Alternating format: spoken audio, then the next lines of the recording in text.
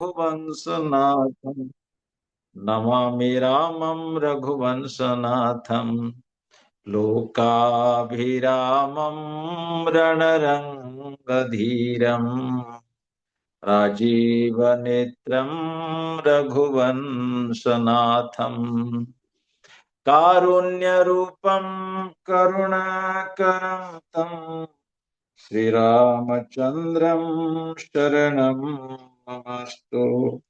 श्रीरामचन्द्रं शरणं ममस्तु। श्रीरामचन्द्रं शरणं ममस्तु। बोलिए राजा रामचंद्र भगवान की जय। जगत गुरु श्रील प्रभुपाद महाराज की जय। हरे कृष्ण। रामनवमी महामहोत्सव की जय। सभी भक्त भक्तगण की जय। गौर प्रेमानंदे। मारुति नंदन हनुमान महाराज जी की जय। तो भक्तों मित्रों, आज श्री राम कथा की द्वितीय संध्या में हम आप सबका सादर स्वागत करते हैं। और हम लोग सुन रहे हैं वाल्मीकि रामायण के अंतर्गत भगवान राम के दिव्य गुण है। श्रीमद् भागवत के 9वें स्कंध में और पंचम स्कंध में राम कथा का वर्णन हुआ है। इसको शुक कथा कहते हैं। श्री सुखदेव गोस्वामी श्रीमद् भागवत के 9वें स्कंध के हमें लगता है कि 10 और 11 अध्यायों में श्री राम कथा का वर्णन करते हैं, और सुखदेव गोस्वामी पंचम स्कंद के 19वें अध्याय में वर्णन करते हैं, जहां किम पुरुष वर्ष में वहां के उस किम पुरुष वर्ष के दो अधिष्ठाता देव है श्री हनुमान जी महाराज। श्री हनुमान जी नित्य अपने इष्ट श्री राम की आराधना करते हुए एक मंत्र हमेशा गाते हैं। ओम नमो भगवते उत्तम श्लोकाय नमः आर्य लक्षण शीलव्रताय नमः उपासित नमः साधुवाद निक्षणाय नमः उपासित लोकाय नमः महापुरुषाय महाराजाय ब्रह्मण्य देवाय नमो नमः। ये पंचम स्कंद के 19वें अध्याय में ये श्लोक आया है। हनुमान जी नित्य प्रति इसी श्लोक इसी मंत्र के द्वारा श्री राम की आराधना करते हैं। सो मित्रों, कल हम लोगों ने चर्चा की थी कि भगवान राम और भरत शत्रुघ्न और श्री लक्ष्मण लाल, इनका अवतार एक विशेष प्रयोजन के लिए हुआ था। कल हमने संक्षिप्त भूमिका में कहा था कि इस समय में राम की जितनी आवश्यकता है उतनी आवश्यकता किसी की नहीं है। एकदम हकीकत है। राम कथा हम कर रहे हैं इसलिए हम नहीं कह रहे हैं क्योंकि कृष्ण कथा तो हम सुर भागवत कथा तो हम 25 साल से करते आ रहे हैं। चैतन्य महाप्रभु की कथा भी कर रहे हैं बचपन से। लेकिन सच में हमको ये दोनों में से अधिक महत्वपूर्ण लगता है राम जी का चरित्र। इसीलिए लगता है जब तक मनुष्य नहीं बनेगा तब तक उनके लिए भगवान की लीला और चैतन्य महाप्रभु का प्रेम को समझना बहुत ज्यादा मुश्किल होगा। वेद वेद्ये परे पुंसी जाते दशरथात्मजे वेद प्राचेत सातासित साक्षात रामायणात्मना। ये वेदव्यास जी कहते हैं वेद वेद्ये परे पुंसी जाते दशरथात्मजे वेद प्राचीत सात आसित साक्षात रामायणात्मना। ये वेदव्यास का ये श्लोक है। भगवान को जानने का एकमात्र उपाय है वेद है। आप लोगों को सुनकर के आश्चर्य होगा, आप लोगों के मानस पटल में ये जरूर होगा कि जो भगवान को मानता है वो आस्तिक है, जो भगवान को नहीं मानता है ये नास्तिक है। ये बात गलत है।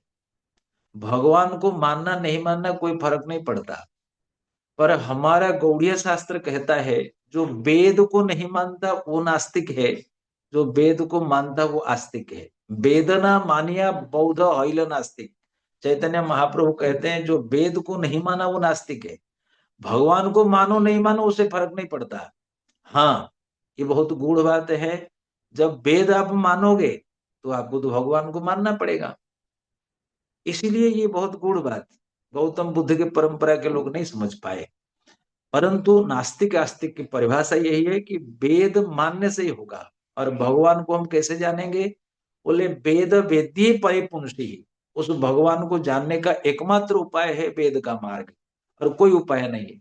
गीता भी यही कहती है कि वेदिश्च सर्वे अहमेव वेद्यो, वेद को कोई बढ़िया से जानता है तो भगवान को समझ पाएगा।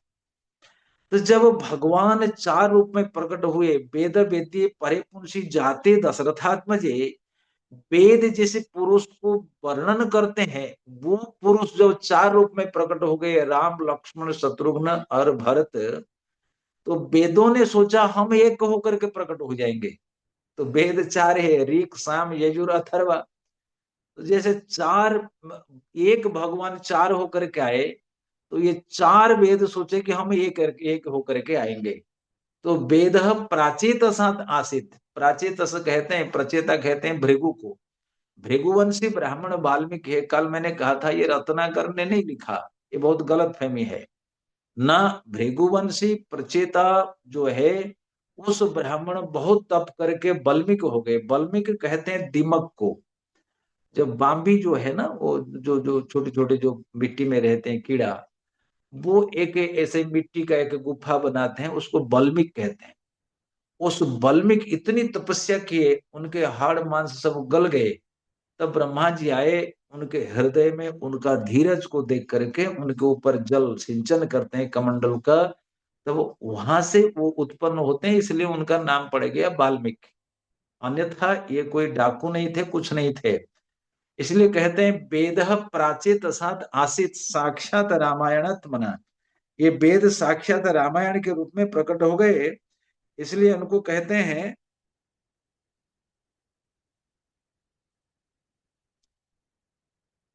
इनको ये चार चार वेदों को रामायण के रूप में जानना चाहिए। जो रामायण में है वही वेद में है, जो वेद में है वही रामायण में है। अच्छा, कपिल जी आ गए। बिना बिना से कितने लोग हैं? चलो अच्छी बात है, अब सुनो, बहुत अच्छी बात है। सो हम ये कह रहे थे कि वेद प्राचीत सात आसीत साक्षात रामायणात्मनः, ये वेद जो है यही रामायण के रूप में प्रकट हो गए। एक ईश्वर चार भाई के रूप में आए, और चार वेद एक रामायण के रूप में आ गया। ये रामायण का महत्व है। कल हमने कहा था कि महाराज दशरथ बूढ़े हो गए थे, 60 वर्ष के हो गए थे, और 60,000 वर्ष के हो गए थे। उनके मन में विचार आया, राम को हम युवराज पद पर अभिषिक्त कर देंगे। पर युवराज पद पर अभिषिक्त करेंगे, क्यों मन में विचार आया, क्या कारण है? तो श्री वाल्मीकि जी वर्णन करते हैं, क्योंकि राम जी के ऐसे दिव्य गुण थे, उस गुणों पर दशरथ रीझ गए। आज उनमें से हम कुछ गुणों का श्रवण करेंगे, जो हमारे मनुष्य खास करके भक्त समाज के लिए बहुत जरूरी है। तो श्री वाल्मीकि जी कहते हैं, ये जो चार भाई थे, ये श्री दशरथ जी को बहुत प्यारे थे, अतिशय प्यारे थे, राम लक्ष्मण भरत शत्रुघ्न। पर उनमें से तेषाम अपि महातेजा रामो रतिकर पितुः स्वयं भूरिव भूतानाम बभुव गुणवत्तरः। आहा, जैसे जीव जगत के लिए ब्रह्मा जी प्रिय है, ऐसे ही ये चार भाइयों में राम रतिकर पितुः, राम अधिक रति माने अधिक आनंद देते थे अपने पिता को। क्यों देते थे? बोले गुणवत्तरा, जितने गुण उनमें नहीं थे, उनसे अधिक गुण थे राम जी में। और दूसरी बात है, राम जी साक्षात भगवान के अवतार थे। कई बार लोग कहते हैं कि रामायण में भगवान को भगवान के रूप में नहीं माना गया। ये बहुत गलत बात है। देखिए, मैं रामायण लेके बैठा हूँ, अयोध्या कांड के 7वें श्लोक दिखाइए परम सुंदर जी। अयोध्या कांड का 7वां श्लोक दिखिए, दिखाइए। आप लोग देखिए, अयोध्या कांड श्लोक संख्या 7 दिखा रहे हैं परम सुंदर प्रभु? मैं कंप्यूटर से एक बार ज्वाइन कर रहा हूँ। मैंने ना अभी मोबाइल से ज्वाइन किया है। 1 मिनट। अच्छा, हाँ। ये वाला ये वाला दिखा नहीं सकते? मैं दिखा सकता हूँ, मुझे बस 2 मिनट और चाहिए, मैं कंप्यूटर से ज्वाइन कर रहा हूँ। अच्छा। उसमें उसमें स्क्रीन से दिखा सकता हूँ। अच्छा। हाँ, एक से आप कौन कौन सा है, मुझे संख्या बताइए। 7 नंबर है, अयोध्या कांड का 7 नंबर श्लोक है। हाँ, सर्ग। नहीं, अयोध्या प्रथम सर्ग। काली अच्छा। काली तो शुरू के थे। जी जी, मैं बस 2 मिनट दीजिए।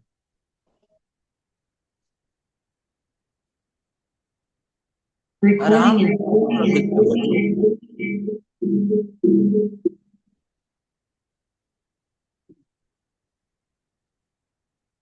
वाल्मीकि जी कहते हैं जैसे जैसे विष्णु के। हरे कृष्णा। जी प्रभु जी, मैं कर रहा हूँ।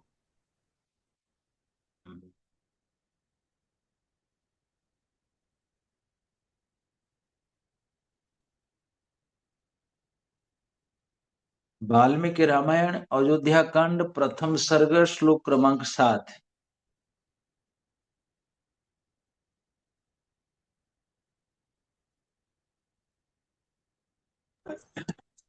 यशिका माता जी, मुझे अलाउ कीजिए।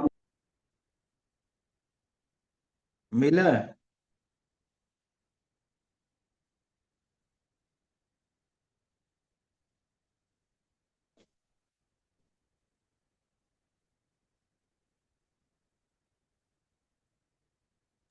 जस्ट एक सेकंड। ठीक है, ठीक, कोई बात नहीं।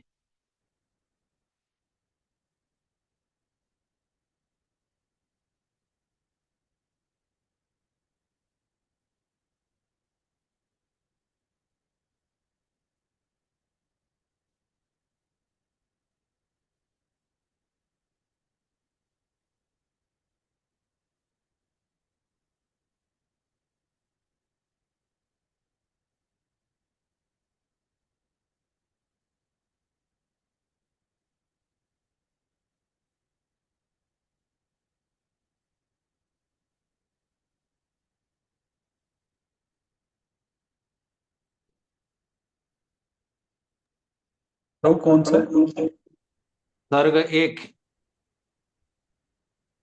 एक श्लोक 7। अयोध्या कांड, अयोध्या कांड। पहला अध्याय, हाँ, पहला पहला अध्याय। 7 नंबर श्लोक। 7 नंबर श्लोक। जी जी। हाँ, ये वाला कौशल्या, ये वैसा सही। हाँ, देखिए। अब पढ़िए, सही देवे उदीर्णस्य रावणस्य पदार्थिभिः आर्थितो मनुष्य लोके यज्ञ विष्णु सनातन। ये क्लियर लिखा हुआ है। सही माने वे भगवान। आप सभी जो जो मानस पढ़ते हैं वो जानते हैं। और जब ये सारे देवता लोग गए थे, वो भगवान विष्णु के पास ही गए थे। जय जय सुर नायक जन सुखदायक, उसमें जो प्रार्थना है सारे देवों ने गाया था। वो किसके पास गया था? भगवान विष्णु के पास ही गया था। इसलिए कहा गया सही। सही शब्द का अर्थ होता है इसमें कोई दूसरा देवता नहीं है। निश्चित रूप से वो भगवान ही आए। देवे ही, देवताओं के द्वारा प्रार्थित होने पर उदीर्णस्य रावणस्य। उदीर्णस्य रावणस्य शब्द का अर्थ होता है वो रावण उद्भट्ट हो गया। रावण ब्राह्मण था, पुलस्त्य वंशी था, वेद वेदांतों का ज्ञाता था, लेकिन बड़ा विषयी था। इसलिए ये उदीर्ण शब्द का अर्थ हुआ उद्भट्ट। उद्भट्ट माने भोग वासना में वो पागल हो गया था। जब रावण भोग वासना से पागल हो रहा था, तो देवताओं ने भगवान के पास जाकर के स्तुति करी। क्यों स्तुति करी? बधार्थी भी, उस रावण को मारने के लिए स्तुति करी। जब देवताओं ने स्तुति करी, तो भगवान अर्थी तो मानुष के लोके, इसे मानुष लोक में आए। देखो, मैं बार बार पिछले बार भी कहा था, नहीं आप लोगों की क्लास में नहीं कहा था, किसी दूसरे क्लास में कहा था। भगवान श्री हरि श्री राम मनुष्य नहीं है, वो मनुष्य लोक में आए थे। इसलिए यहाँ शब्द आया मानुषे लोके। मानुषे लोक क्या हो गया? एडजेक्टिव फॉर्म हो गया कि मनुष्य देखने में वो मनुष्य जैसे लगते थे, लेकिन वो मनुष्य थे नहीं।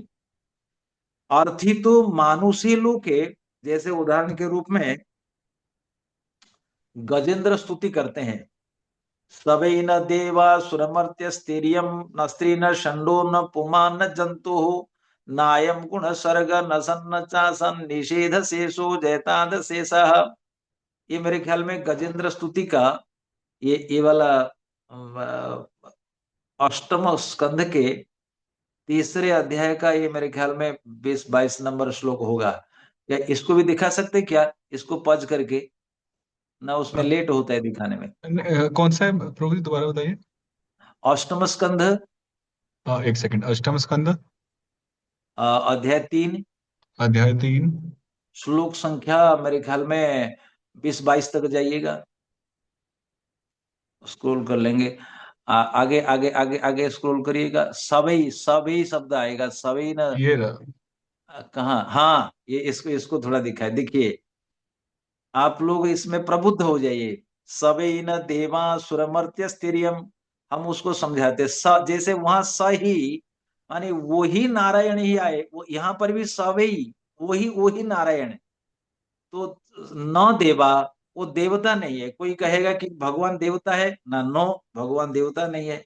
तो क्या असुर है ना, भगवान असुर नहीं है।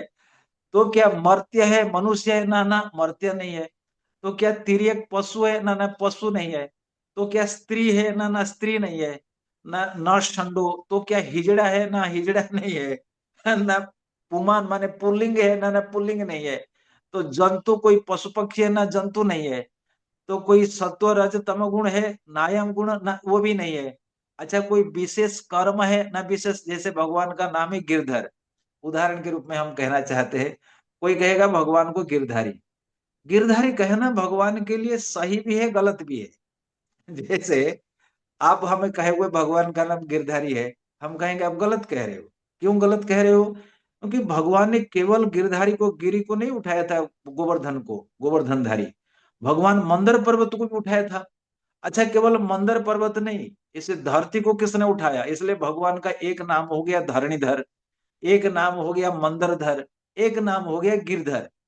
इसलिए यदि आप गोवर्धनधरी कहते हो, वो ठीक है लेकिन आंशिक ठीक है। यदि आप मंदरधर कहते हो, वो भी ठीक है लेकिन वो भी आंशिक ठीक है। यदि आप धरणीधर कहते हो, वो भी ठीक है पर आंशिक ठीक है, क्योंकि टोटल विश्व को किसने धारण कर रखा है? भगवान का नाम है विश्वम्भर। इसीलिए ये सब शास्त्रीय बातों को बहुत बहुत बारीकी से समझना चाहिए। नायम गुण कर्म नसन न चासन निषेध शेषो। इसीलिए वेद वर्णन करते करते भगवान को कह देता है कि न इति न इति। इसलिए देखो, निषेध शेषो, जहां सारे निषेध अंत हो जाएंगे, खत्म हो जाएंगे, जयताद अशेष, फिर भी भगवान अपने स्वरूप में रहेंगे। माने वेद यहाँ थक हार करके रह गए कि नेति नेति न इति न इति न इति कहकर वर्णन कर दिए। यहाँ पर वही भगवान जो है, यहाँ पर साफ साफ कहा गया कि ये मनुष्य नहीं है। सवे न देवा सुरमर्त्य स्त्रियम न स्त्री न षंडो न पुमान न जंतु नायम गुण कर्म न सम न चासन निषेध शेषो जैताद शेष। तो भगवान क्या है? भगवान सच्चिदानंद घन है। भगवान सत्य चित और आनंद है। भगवान सत्य है, सनातन है। अंगानि यस्य सकलेन्द्रिय वृत्तिमन्ति पश्यन्ति पान्ति कलयन्ति चिरं जगन्ति आनंद चिन्मय सदुज्जल विग्रहस्य गोविंदम आदि पुरुषम तमहम भजामि, ब्रह्मा जी कहते हैं।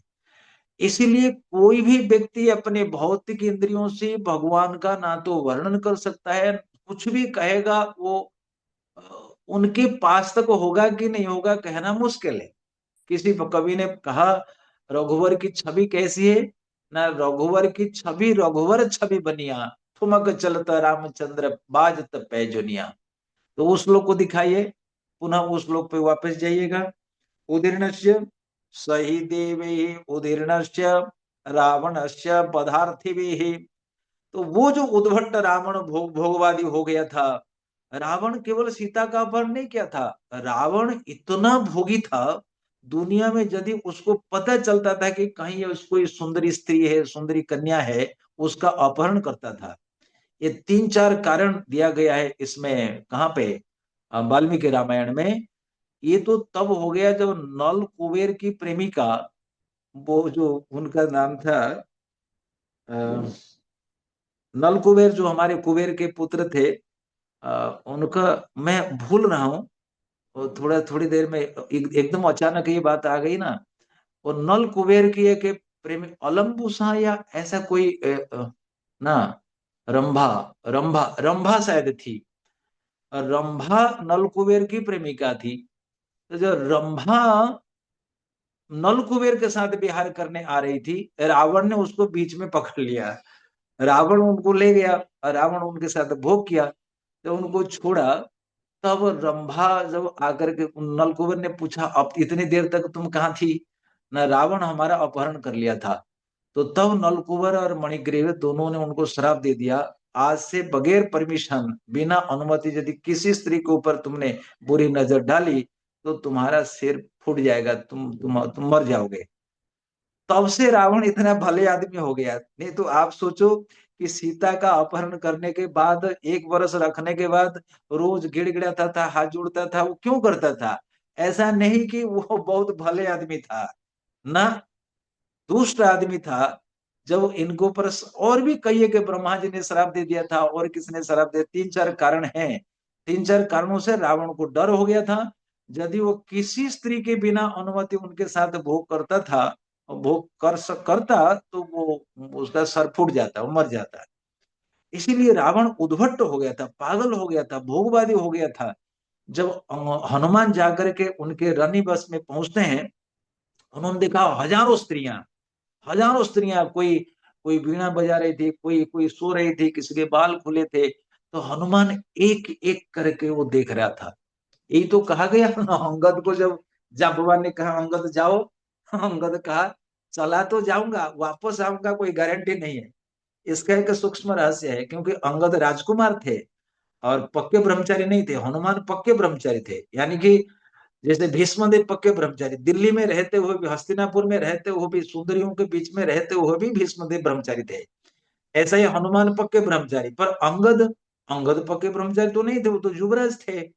इसीलिए अंगद ने कहा कि भाई लंका चला तो जाऊंगा, सीता को ढूंढना है, सीता माता को ढूंढना है, तो कहाँ ढूंढेंगे? पुरुषों के महल में तो नहीं ढूंढेंगे, जहां स्त्रियां होंगी वही ढूंढेंगे।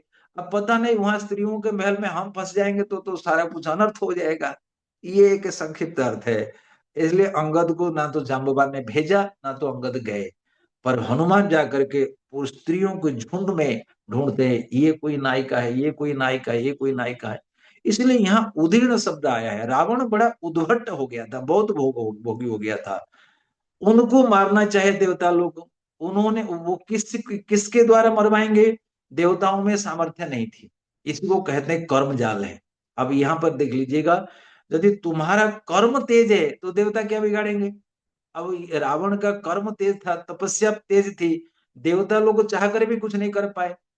हमारे मनुष्य लोगों को समझना चाहिए, इसलिए हम कहते हैं रामायण बहुत जरूरी है। आज भारत पीछे रह गया, चाइना वाले आगे चले गए, जापान वाले आगे चले गए, क्यों है? हम भगवान के ऊपर छोड़ करके बैठ जाते हैं ना, ऐसा नहीं होगा। ऐसा कोई भी आविष्कार नहीं है कि जो भारत में निकला। रेडियो उन लोगों ने बना लिया, फ्लाइट उन लोगों ने बना लिया, मोबाइल उन लोगों ने बना के दिया, टीवी उन लोगों ने बना के दिया, क्या कहेंगे, जो जिलेट ब्लेड है उन लोग से भी करते उन लोगों ने बनाया, चश्मा भी उन लोगों ने बनाया। तो क्या नहीं बनाया? मोबाइल स्टैंड भी बनाया, चाइना से हम लोग मंगवाते हैं। क्या नहीं बनाते मुझे बताओ? ये जो ईयरफोन, ये भी चाइना वाले बनाते हैं। क्या नहीं बनाया? सब तो बनाया उन लोगों ने। हम क्या बनाते हैं? हम हमारी पर छोड़ दिए, ना ना, ऐसा नहीं होगा। कर्म प्रधान विश्व राज्य रखा, हम ईश्वर पर ऐसा ऐसा बड़े मूर्खतापूर्ण ढंग से हम लोगों ने सरेंडर कर दिया, भगवान के ऊपर छोड़ करके आलसी हो गए। यहाँ देखिए, रावण अपनी तपस्या से, अपने कर्मों से सारे देवताओं को दबा के रखा था। उन देवताओं ने देखा कि हमारी शक्ति कम है, इसको मरवाना है, तो भगवान से प्रार्थना करनी पड़ेगी। तो सही देवै उदीर्णस्य रावणस्य पदार्थी भी आर्थितो मनुष्य लोके मानुष्य लोके। जब भगवान से जाकर के स्तुति करे, जय जय सुर नायक जन सुखदायक, प्रणत पाल भगवंता, द्विज हितकारी जय असुरारे, सिंधु सुता प्रिय कंता। सिंधु सुता यानी कि समुद्र के पुत्री के वर कौन है? समुद्र की पुत्री है लक्ष्मी। और लक्ष्मी के बारे है नारायण।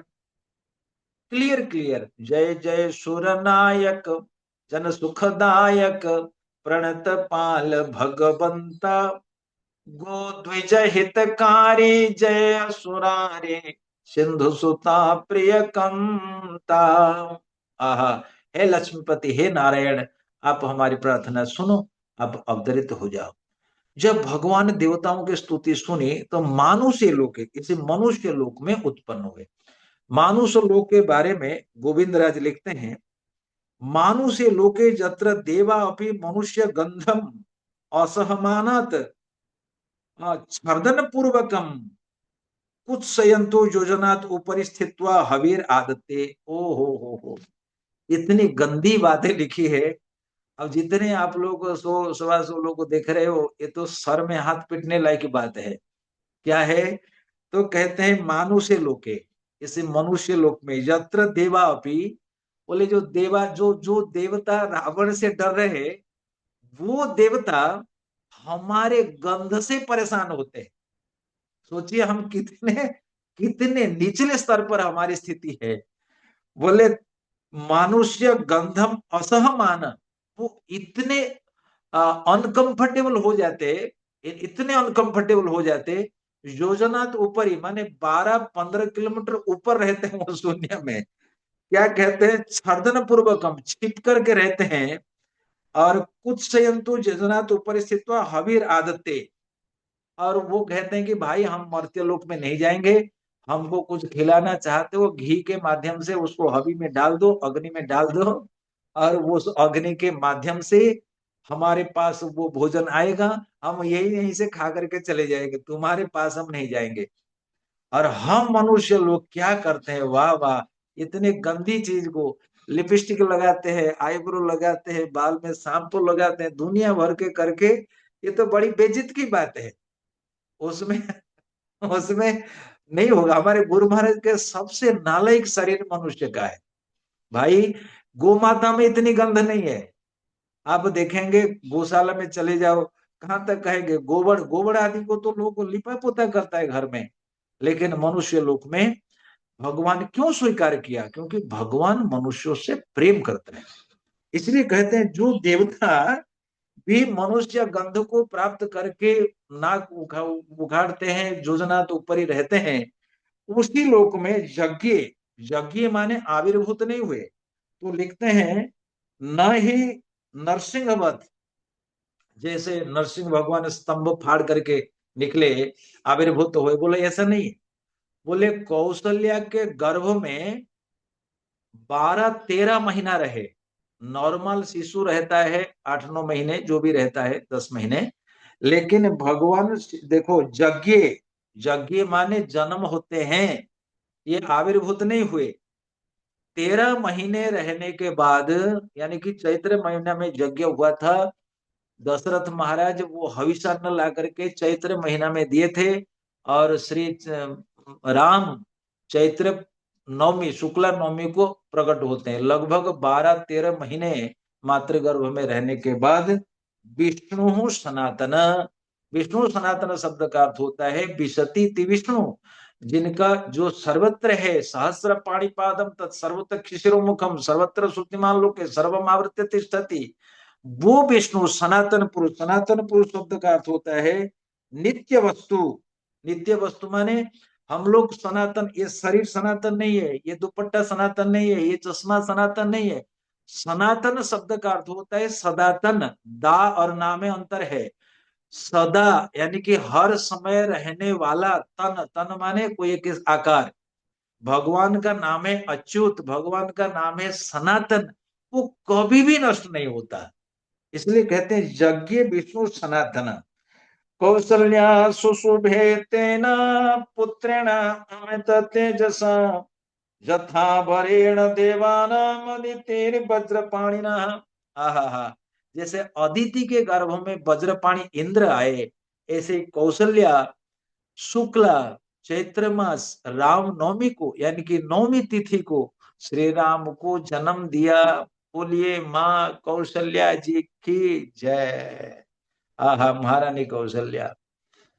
नवमी तिथि मधुमास पुनीता शुक्ल पक्ष अभिजित हरि प्रीता मध्य दिवस नहीं शीत न घामा पावन काल लोक विश्रामा।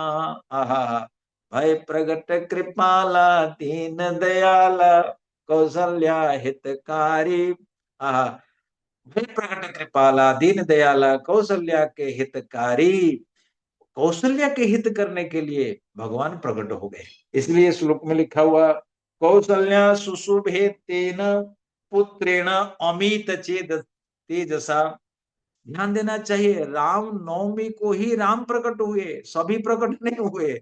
बहुत सारे लोग गलत कह देते हैं कि राम नवमी को चारों भाई आ गए ना। राम नवमी को केवल राम ही प्रकट हुए, इसलिए उनका नाम पड़ा राम नवमी। और पुष्य नक्षत्र था, उस नक्षत्र को राम जी प्रकट हुए। और 10वें तिथि को भरत प्रकट हुए। एकादशी तिथि को लक्ष्मण और शत्रुघ्न प्रकट हुए। ये ध्यान देना चाहिए, चारों भाई उस दिन प्रकट नहीं हुए थे। परमानंद मगन मुनि राजा, बोल बोल अब कहे बजाऊं बाजा। वो उसके बाद तो बधाइयां बजती रही बजती रही बजती रही। तो सही उपपन्न वीर्यवान अनसूय कहा। हा हा हा हा। तो अगले श्लोक में 9 नंबर श्लोक में देखिएगा, 9 नंबर श्लोक को डिस्प्ले करिएगा प्रभु जी, परम सुंदर प्रभु। 9th श्लोक, 9th प्रभु जी कर रहे हैं, परम सुंदर प्रभु डिस्प्ले का, यस। हाँ, सही, फिर सही देखिए, सही माने वही भगवान। रूपोपन्नश्च, रूपोपन्नश्च शब्द का जब आप रामायण पढ़ेंगे, वाल्मीकि रामायण के सबसे पहले वाल्मीकि जी ने 16 प्रश्न कर दिए और नारद जी ने 68 गुणों का वर्णन कर दिया। तो श्री वाल्मीकि जी ने प्रश्न किया, यहाँ पे वाल्मीकि बाल कांड में उन्होंने सबसे पहले प्रश्न किया, कोनोस्मे सांप्रतम लोके गुणवान कश्च वीर्यवान धर्मज्ञश्च कृतज्ञश्च सत्यवाक्यो दृढ़व्रत चारित्र्येण च को युक्त सर्वभूतेषु को हित विद्वान कह समर्थश्च कस्यैक प्रिय दर्शन, कस्यैक प्रिय दर्शन। अब देखो, कष्ट ना ना, वही वही वही एक एक श्लोक दिखाइए, वो छोड़िए। कश्चय का प्रिय दर्शन जो है, प्रथम बिल्कुल बाल कांड के शुरू में, उसको दिखाने की जरूरत है नहीं। इसको रखिएगा। उसमें लिखा हुआ है कश्य एक प्रिय दर्शन। जब वाल्मीकि जी पूछते हैं कि भाई सबको कौन सुंदर लगता है, देखो कई बार ऐसा होता है, ये माताएं बहुत बैठी हुई है, अपना बेटा अपने को बहुत अच्छा लगता है, भले सुंदर हो चाहे असुंदर हो। कोई माँ आज तक अपने पुत्र की अप्रशंसा नहीं करी है, नहीं नहीं मेरा बेटा तो देखने में असुंदर है ना। तुम्हारा बेटा तुमको देखने में सुंदर हो सकता है, दूसरे को असुंदर लग सकता है ना। कोई भी पति पत्नी, पत्नी अपनी पत्नी जो भी है तो पतियों को अच्छी लगती है, और जो पति है तो पत्नियों को पता नहीं अच्छा लगता है कि नहीं लगता, हम तो नहीं जानते। तो हम केवल कह रहे हैं कि कई बार संसार में होता है, व्यवहार में अच्छा बुरा का एक मापदंड होता है। लेकिन राम एक ऐसे व्यक्तित्व थे, सबको अच्छा लगते थे। आपको सुन करके आश्चर्य होगा, जब राम जी वहां वनवास में गए थे, वह अरण्य कांड में खरदूषण आए। खरदूषण ने जब राम को देखा, ओ, खरदूषण अपने आप में कहते हैं रामा रामचरितमानस में वर्णन है, अरण्य कांड में खरदूषण आकर के मारने जब पहुंचे, शूर्पणखा से बोले ये तू बता, तू तू क्यों इसको मरवाना चाहती है। अरे ये तो बहुत दुष्ट है, इनके पास एक सुंदर स्त्री है। तो खरदूषण आकर के कहते हैं, सुनो, और खर कहता है दूषण से, जा करके राम से कह दो, यार देखने में बड़े सुंदर ये है, इनको हम मारेंगे नहीं, और इनको जाकर के कह दो ये अपने पास जो स्त्री को छिपा रखा है, तो ये हमको दे दें, और बस हम इसको मारेंगे नहीं, इसको छोड़ ही देंगे। तो खरदूषण भी आश्चर्य हो जाते हैं कि ये पुरुष जो है इतना सुंदर है। जहां तक शूर्पणखा, वो शूर्पणखा भी प्रशंसा करती है। बध लायक नहीं पुरुष अनुपा, खरदूषण कहते हैं बध लायक नहीं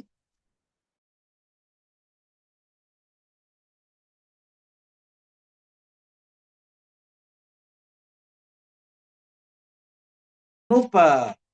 सो मित्रों, भगवान राम के रूप स्वभाव को सभी लोग पसंद करते हैं। इतने कोई भी देखता था, माने दुनिया में जितने लोग आए हैं इतने सुंदर। मैं इसमें एक वर्णन आया है, रामचंद्र कांता ननम। चंद्र कांता ननम शब्द का अर्थ होता है चंद्र की कांति के समान है। ये दुनिया में दो व्यक्ति दुनिया में जिनका रूप सबको आकर्षित करता था। एक है राम, दूसरा है द्रौपदी। गोविंदराज कहते हैं राम के रूप को कोई भी देखता था, ध्यान देना चाहिए, इसको बारीक से सुनिएगा। राम के रूप को कोई भी देखता था, यानी कि जो लड़के देखते थे उनके उनके वयस के, उनके भीतर स्त्री भाव उत्पन्न होता था। देखो, पुरुष और स्त्री में आकर्षण ये नॉर्मल है, इसमें कोई बड़ी बात नहीं। एक पुरुष स्त्री के प्रति आकर्षित हो गया, एक स्त्री पुरुष के प्रति आकर्षित हो गई, ये बहुत कॉमन चीज है, नॉर्मल। लेकिन किसी पुरुष को देख करके पुरुष में स्त्री भावापन्न हो जाना, ये एबनॉर्मल, असाधारण रूप है। और किसी स्त्री को देख करके, उसके रूप स्वभाव देख करके कोई स्त्री को ये महसूस होने लगे काश मैं पुरुष होती, इसका आलिंगन करती, तो ये रूप केवल उसमें था द्रौपदी में। द्रौपदी को कोई भी स्त्री देखती थी, वो सोचती थी कि मैं मेरे को पुरुष होना चाहिए था। और राम को कोई भी पुरुष देखता था, उनको लगता था कि हमको स्त्री होना चाहिए था। इसलिए कहा गया सही रूपोपन्नश्च, वो इतने रूप रूप उपपन्न थे। इसलिए वाल्मीकि जी सबसे पहले भगवान के रूप का वर्णन करते हैं। चैतन्य महाप्रभु के केस में भी यही है, जितने लोग आए सब राम जी के, वो चैतन्य महाप्रभु के रूप देख करके पागल हो जाते थे। इतना सुंदर सार्वभौम ही देख करके पागल हो गए, इतना सुंदर, इतना रूप, ये किसका, इसका संबंध क्या है? तब गोपीनाथ आचार्य कहते हैं भाई ये तो हमारे खानदान के नीलांबर चक्रवर्ती के ये तो नाती लगते हैं भाई। वो नीलांबर चक्रवर्ती के, वो तो सार्वभौम भट्टाचार्य कहते हैं वो तो हमारे नाना जी, अपने नाना जी के संबंधी लगते हैं। सो मित्रों, सही रूपपन्न वीर्यवान अनुसूयक। और कितने लोगों के पास रूप होता है, वीर्य नहीं होता। वीर्यवान शब्द का अर्थ होता है, गोविंद राज करते हैं, वीर्यवान शब्द का अर्थ होता है शक्तिमान। शक्तिमान शब्द का क्या अर्थ है आप लोगों के मत के अनुसार?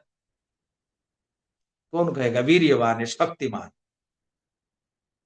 शक्तिमान शब्द का अर्थ जैसे कई लोग होते हैं मार देते हैं, बम गिरा देते हैं, सुइसाइडल बम कर देते हैं, तो क्या उनको शक्तिमान कहेंगे? ना, हमारा शास्त्र ऐसा नहीं कहता। शक्तिमान शब्द का अर्थ होता है स्वयं अविकृत रह करके दूसरों को विकृत कर देना। ऐसा नहीं कि सुइसाइड बम ला कर गिरा कर खत्म कर देना ना। राम जी स्वयं अविकृत रह करके दूसरों को विकृत कर देते थे। राम जी का कुछ नहीं बिगड़ा, रावण का सब कुछ नष्ट हो गया, खरदूषण मारे गए।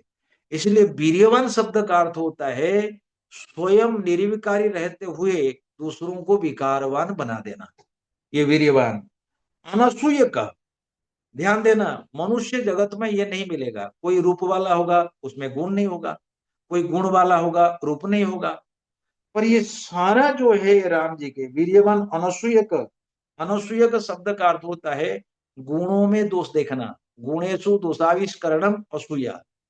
और हमारे भक्त समाज में लगभग देखा जाता है, कोई गुणवान हो गया, कोई कुछ कर दिया, तो उसके पीछे लोग पड़ जाएंगे, उसके कहीं ना कहीं दोष को निकाल ही लेंगे। इसमें कहते हैं गुणवान अनुसूय को भूमौ अनुपम सुनोर गुणैर दशरथोपमा। हा हा हा। कहते हैं दुनिया में राम जी के गुणों की उपमा कोई नहीं दे सकता। गुणैर अनुपम सुनो, पुत्र को बड़े प्रेम से कहते हैं सुनो। उड़ीसा में मैंने देखा बहुत लोग नाम रखते हैं सुनो, सुनो माने पुत्र, सुनो। गुणैर दशरथोपमा, दशरथोपमा इसलिए कहते हैं कि चलो पिताजी के समान, लेकिन सच में पिताजी से श्रेष्ठ है, क्योंकि ये श्री राम भगवान के अवतार है, भगवान साक्षात है। आगे 10वें श्लोक में कहते हैं सच नित्य प्रशांतात्मा मृदु पूर्वम च भासते उच्यमानोपि परुषम नोत्तरम प्रतिपद्यते। इसको थोड़ा सा शो करिएगा। हाँ, इस पर मैं ज्यादा फोकस करता हूं। सच नित्यम प्रशांतात्मा, दुनिया में प्रशांत कोई नहीं होगा, हम सब अशांत है। श्री चैतन्य चरितमृत में कहा गया कृष्ण भक्त निष्काम अतएव शांत है। जो कृष्ण का असल, हम लोग तो भक्त भक्त है नहीं, एक कपटी, जैसे तुलसीदास ने कहा किसके काम के क्रोध के सब दास है। तो सच में जो कृष्ण का दास होगा वो प्रशांत होगा। भगवान प्रशांत, निष्ठा शांति प्रशांतात्मा, इसलिए सच नित्यम प्रशांत, ये सब भगवान के गुण है, सामान्य जीवात्मा में असंभव है। नित्य प्रशांत कौन रहेगा? थोड़ी थोड़ी बात पर शांति खत्म हो जाती है, ये नहीं मिला है, वो नहीं मिला, लाइट कट जाए, अभी अगर लाइट कट जाए ना हम अशांत हो जाएंगे। अरे क्या हो गया, क्या हो गया भाई, क्या हो गया? तो सच नित्यम, नित्य माने हमेशा प्रशांत आत्मा। और सबसे बड़ी बात है कि मृदु भाषते, राम जी जब भी बोलते थे, मृदु माने बहुत पोलाइटली बोलते थे, मृदु माने मीठा बोलते थे। और पूर्वम तु भाषते, पूर्वम तु भाषते माने जब ये दो व्यक्ति मिलते थे, मान लीजिए एक व्यक्ति अकड़ के चल रहा है, तो राम जी पहले ही बोल देते, पहले बोल देते थे भाई कैसे हो, ठीक है, अच्छा है कि बुरा है, परिवार सब ठीक है। मेरे विचार में यदि भक्तों में यही गुण आ जाए ना, हा हा हा, क्या हो जाएगा। इतना ही है, मृदु पूर्वम तू भासते। पूर्वभाषी, राम जी का एक नाम है पूर्वभाषी। पूर्वभाषी माने दोनों मान लीजिए मिल गए, हम प्रतिज्ञा ये नहीं करेंगे कि भाई वो बोलेगा तब भी हम बोलेंगे ना। राम जी पहले ही बोल देते थे। और कैसे बोलते थे? मृदु बोलते थे, मृदु बोलते थे। और उच्च माने भी परुषम, देखिए उच्च माने भी परुषम शब्द का अर्थ होता है, कोई यदि व्यक्ति राम को कठोर शब्द में गाली गलौज करता था, इससे समझना चाहिए राम भले ही भगवान है, लेकिन जरूरी नहीं कि सभी लोग उनसे मीठा बोलेंगे। हम भक्त लोगों को आशा नहीं करनी चाहिए कि भले ही हम व्यवहार सबके साथ अच्छा रखे, कोई हमसे अच्छा व्यवहार करेगा, ये जरूरी नहीं है।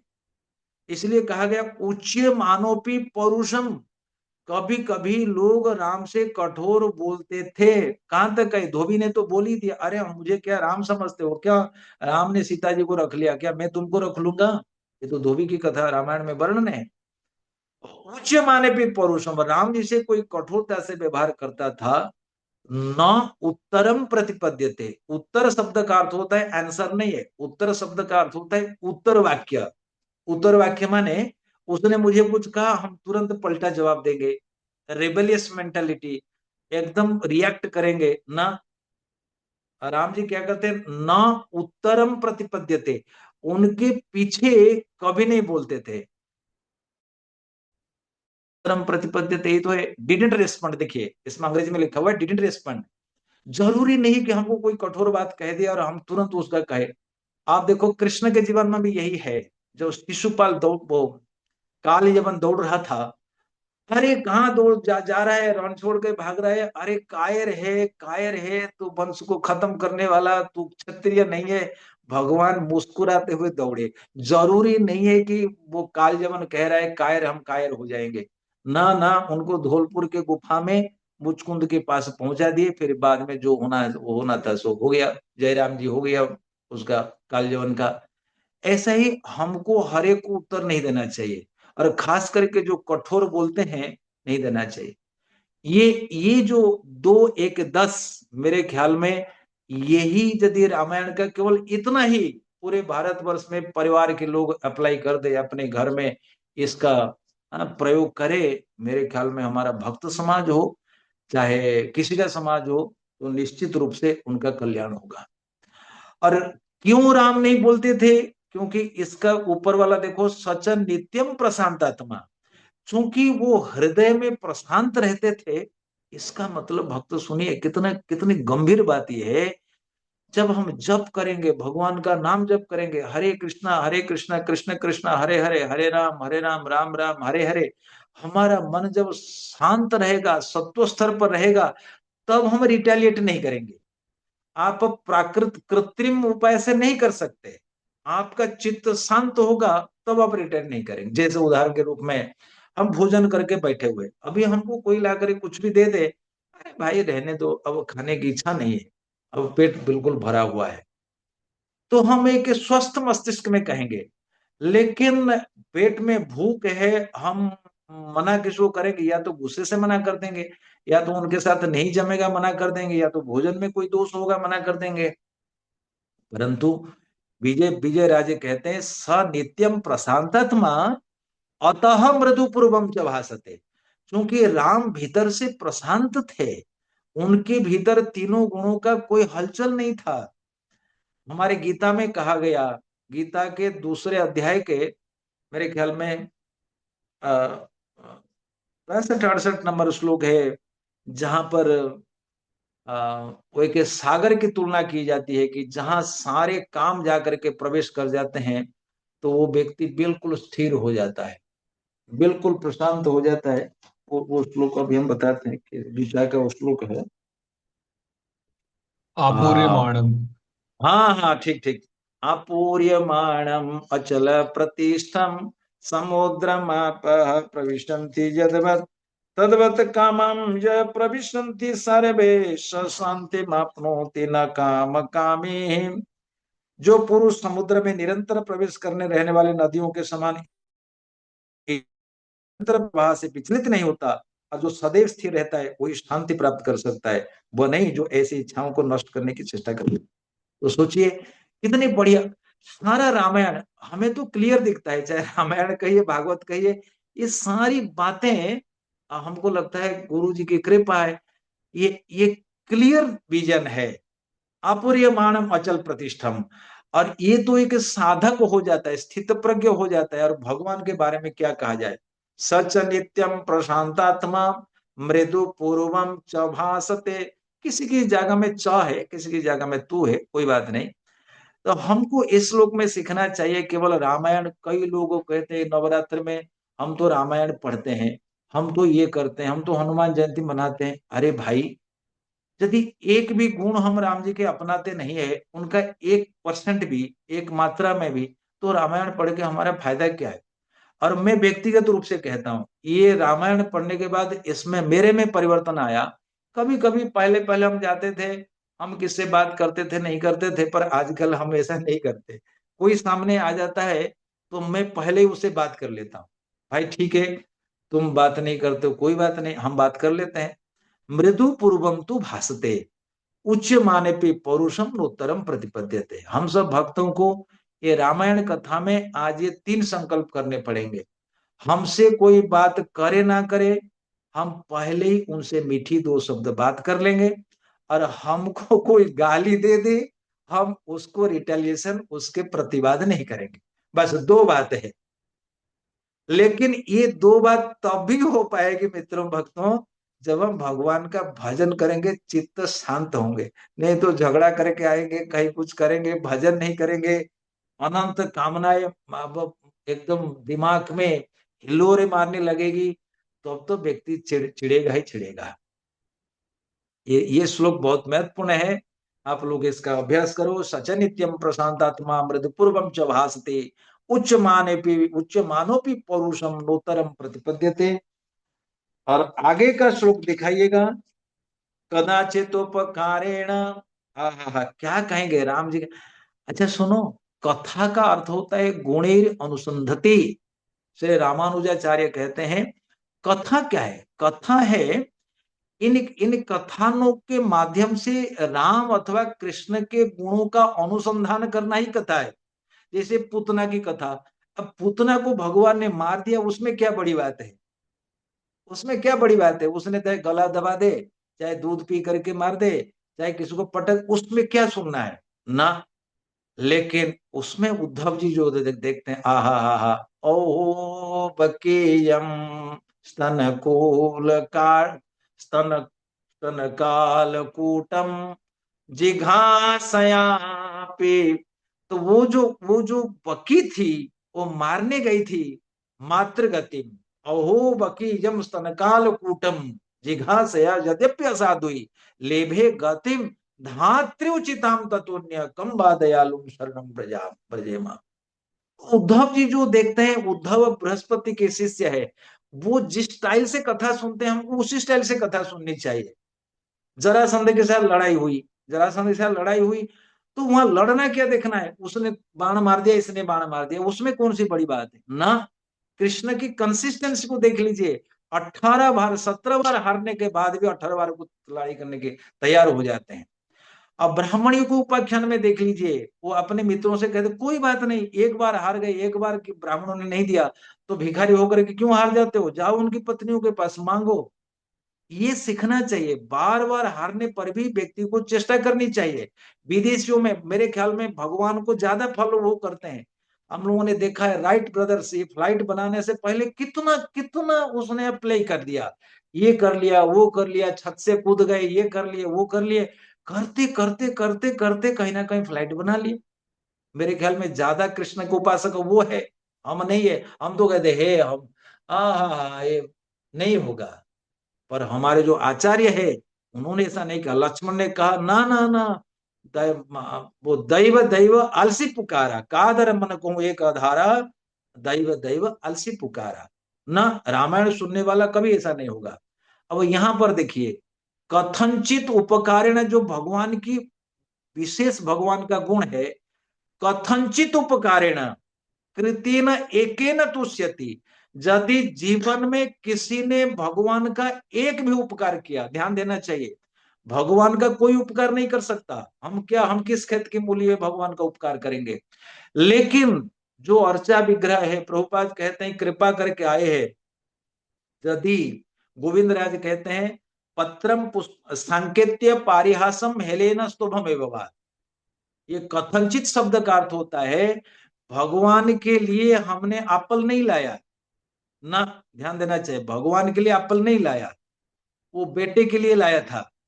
लेकिन बेटा क्या किया, भाई क्या किया, वो चल दिया, वो एप्पल क्या होगा उसको हमने भोग लगा दिया। ध्यान देना, कथनचित शब्द का यही अर्थ है।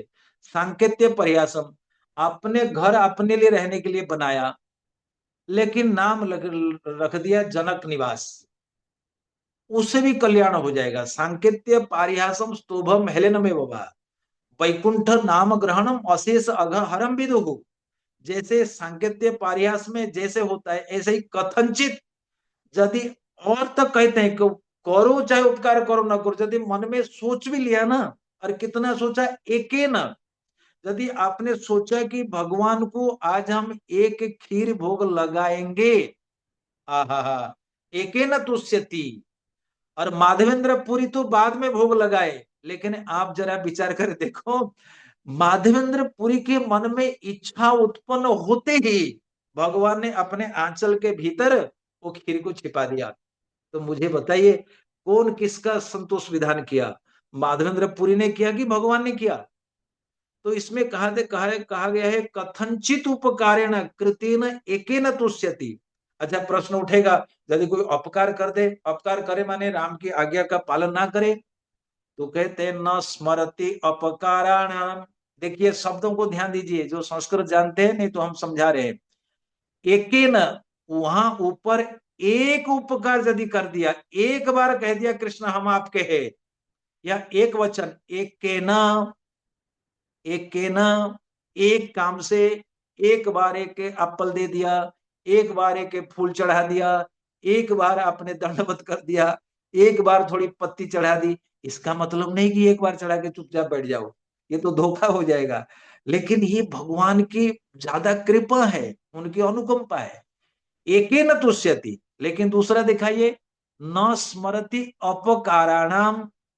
ये अपकाराणाम थोड़ा, हाँ देखिए, अपकाराणाम माने आप हजार अपकार करिए, हजार अपकार करिए मतलब हजारों बार भगवान की आज्ञा को तोड़िएगा।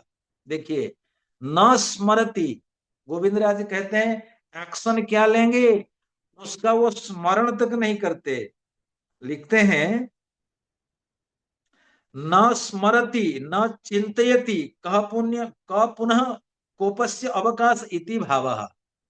बोले जब वो स्मरण ही नहीं किया, अपकाराणाम सम्यक कृत अपराधानाम शतमपि असंख्यमपि न स्मरति न चिंतयति कह पुनः कोपस्य अवकाश इति भाव। हा हा हा हा। इसको कहते हैं आचार्य की दृष्टि से देखना है। हम किस खेत के, हम कहाँ समझेंगे। आचार्यों ने हमको दिया है तब हम थोड़ा सा समझने का प्रयास करते हैं। बोले यदि ये जो शतमपि शब्द माने अनंत वाचक है। यदि आपने अनंत अपकार भी किया है ना, तो भगवान राम वो उसका क्या कहे स्टेप क्या लेंगे, आपके ऊपर एक्शन क्या लेंगे, तुरंत क्या करेंगे, वो तो उसका चिंतन तक नहीं करते। हाँ हाँ हाँ। इसी को गोस्वामी जी ने लिखा है, रहते न प्रभु चित चूको किए की करत सुरत सया बार ही की। आहा, विभीषण मेरी शरण में आया है। लक्ष्मण भले ही हमारे प्राण चले जाए पर विभीषण के प्राण नहीं जाए। अब विचार कर देखो, सुग्रीव और बाली में ज्यादा बेटर बाली ही था। सुग्रीव कायर था, बिल्कुल कायर था, उनमें कोई गुण ज्यादा बढ़िया नहीं था। लेकिन भगवान ने केवल सुग्रीव की रक्षा करी। आहा, ये हमारे मित्र है। जो न मित्र दुख होए दुखारी, तिनाई बिलोकत पातक भारी। इसलिए मित्रों, ये जो गुण है, ऐसे अनंत गुण है, अनंत गुण। शील वृद्धि, आप देखिए आगे वाला श्लोक देखिए, शील वृद्धि, ज्ञान वृद्धि। देखिए, आप लोगों ने आज तक दो बूढ़ों का नाम सुना है ना, यहाँ तीन बूढ़े हैं। देखिए, शील वृद्ध, ज्ञान वृद्ध, वय वृद्ध सज्जने। राम जी अपना एक भी पल सत्संग के बिना नहीं बिताते थे। यहाँ देखिए, तीन प्रकार के बूढ़े होते हैं, एक आयु में, एक ज्ञान में, एक शील में, और सज्जन ही। और राम जी क्या करते थे, हमेशा इन्हीं की सत्संग में रहते थे। और इन इन जो ज्ञान वृद्ध, वय वृद्ध और शील वृद्ध, इनमें से सबसे बेटर है शील वृद्ध। क्यों? बोले केवल आयु बड़े हो जाने से कोई बूढ़ा हो गया इसका कोई मतलब नहीं है ना। और सभी लोग वृद्ध होते हैं, मर जाएंगे। तो इसलिए वयोवृद्ध बहुत अधिक महत्वपूर्ण नहीं है। लेकिन हाँ, उनके पास कुछ उनके जीवन का अनुभव होगा, निश्चित होगा, खाली तो कभी नहीं जाएंगे। भाई एक कहावत है, क्यों डरे जिंदगी में क्या होगा, कुछ ना होगा तो तजुर्बा होगा। भाई जीवन में कहीं ना कहीं एक्सपीरियंस होगी, इसलिए बूढ़े लोग उनके संग में रहते थे। ज्ञान वृद्धि, फिर उनसे बेटर ज्ञान वृद्धि, फिर उनसे बेटर शील वृद्धि। जरूर नहीं ज्ञान होने से अहंकार हो सकता है, पर शील का अर्थ होते है सदाचार। सदाचार में तीन आता है, सत्य, विनय और सेवा। जिनमें सत्य है, विनय और सेवा है, उनको शीलवान कहेंगे। तो राम जी कभी कभी शील वृद्धि ज्ञान वृद्धि, कभी कभी शील वृद्धि वयो वृद्धि, कभी कभी ज्ञान वृद्धि वयो वृद्धि, कभी कभी वयो वृद्धि शील वृद्धि, कभी कभी खाली वयो वृद्धि। इसको आप इस तरह से समझ सकते हैं, जहां जो सज्जन मिलता था उनके साथ वो संगत करते थे, माने एक पल भी नहीं व्यतीत करते थे। इसी प्रकार जब दशरथ महाराज जी ने, ये तो अनंत है, कहां तक कहेंगे, राम जी के जो गुणावली का वर्णन करेंगे, वो कभी भी विरुद्ध कथा में रुचि नहीं रखते थे। और उत्तर उत्तर वक्ता, बहुत बढ़िया बोलने में बड़े एक्सपर्ट थे। लोक पुरुष सारथ्य, और व्यक्ति को देख करके उनके भीतर क्या हो रहा है वो समझ जाते थे। लोग कहते हैं राम जी बड़े रसहीन थे ना। वैयाहरिकाणाम शिल्पानाम विज्ञाथार्थ विभाग में थे, आरोहे विनय चैव युक्तो वारणभाजी नाम। वैयाहरिकाणाम माने राम जी गीत वाद्य बजाने में भी बड़े माहिर थे।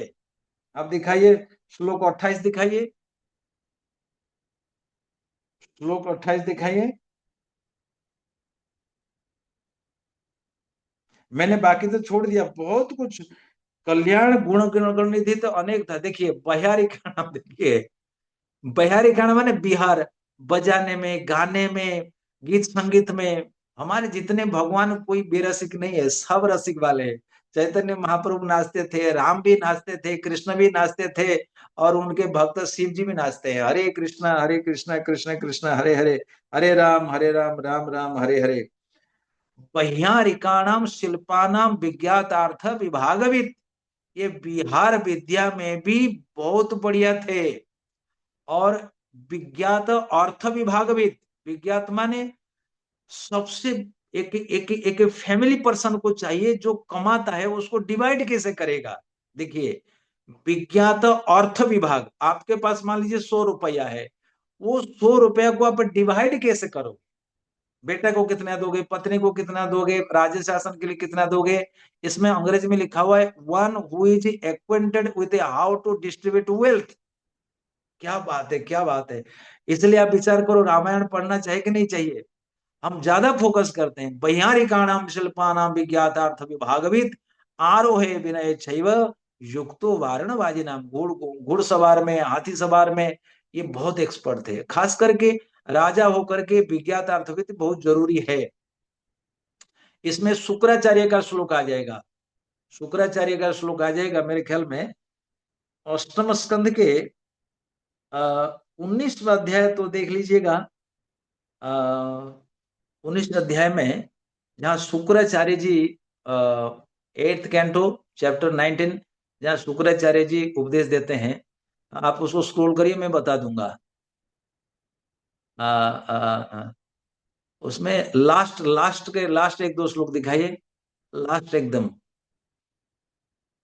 हाँ हाँ, उसके उसको ऊपर को करिएगा, और ऊपर, और करते जाइए, और करते जाइए, और और और हाँ, ये वाला देखिए। ठाकुर जी कृपा से तो सब याद है, पर कभी कभी श्लोक अगर नहीं, धर्माय यशस्य अर्थाय कामाय स्वजनाय च पंचोधा विभजन वित्तम यह मूत्रम च मुदते। हर एक गृहस्थ को चाहे कि 5 भाग में अपने धन का विभाजन करे। सबसे पहले धर्म के लिए, फिर कीर्ति के लिए, फिर धन उपार्जन के लिए, फिर भोग के लिए, फिर अपने सगे संबंधियों के लिए। धर्माय यशसे अर्थाय कामाय स्वजनाय च पंचोधा विभजन वित्तम यह मूत्रम च मुदते। आहा, ये शुक्र नीति है। शुक्राचार्य ने बलि से कहा, बलि तुम इनको सब क्यों देना चाहते हो, तुम नहीं जानते हो, तुम इनको सब दे दोगे दुखी हो जाओगे। प्रत्येक गृहस्थ व्यक्ति को चाहे कि ये 5 प्रकार से अपने धन का विभाजन करे। बोले कहा, बोले सबसे पहले धन का जो मुख्य अंश धर्म के लिए करे। प्रभुपाद जी कहते हैं प्रत्येक गृहस्थ व्यक्ति को चाहे कि वो मंदिर को कुछ ना कुछ परसेंट दे। यश से कीर्ति के लिए कुछ करे, भाई कुआं बावड़ी हॉस्पिटल गौशाला कहीं ना कहीं अपने वो कुछ ना कुछ खर्च करे कीर्ति के लिए। और अर्थ उपार्जन के लिए भी लगाए, कामाय भोग के लिए, जैसे मान लीजिए घड़ी बांधना, को दुपट्टा डालना, खाना पीना, थोड़ा घूमना, ये काम कहते हैं। और स्वजनाय, जो तुम्हारे ऊपर थोड़ा डिपेंडेंट है, तुम्हारे सगे संबंधी, भाई पड़ोसी, वो सोचते हैं कि भाई आप धन कमाते हो, कभी जरूरतमंद हो तो आप थोड़ा दे दोगे, ऐसा नहीं कि आप नहीं दोगे, ऐसा ठीक नहीं है। कुछ ना कुछ अर्थ, कुछ ना कुछ परसेंट उनके लिए रखना चाहिए। इसलिए राम जी इसके बारे में भी बड़े प्रवृत्त थे। जाइए पीछे श्लोक में जाइए, वैहारिकाणाम शिल्पानाम विज्ञातार्थ विभागविद। हाँ, इतने सारे, और खास करे अप्रधिष्य संग्राम क्रोधैरपि सुरासुरे अनसूय जित क्रोध न दत्त न च मत्सरी। राम जी कभी भी किसी से ये नहीं करते थे। आगे देखिए, नावज्ञ भूतानाम न च काल वशानुगा। ये देखिए, एवं हाँ ना ना, ऊपर रह गया वो 31 नंबर, 31 नंबर वाला। हाँ, एक सेकेंड, उसके ऊपर, उसके अ, उसके ऊपर वाला नावज्ञेय, इसको ऊपर वाला दिखाई। हाँ हाँ, ये वाला अप्र न चाव मनता भूतानाम न च काल। अच्छा, ये कभी कभी ये लिखने लिखने में गलत हुआ है, वो प्रिंटिंग में। एक ही बात है, न चाव मनता भूतानाम, किसी जीव का असम्मान नहीं करते थे।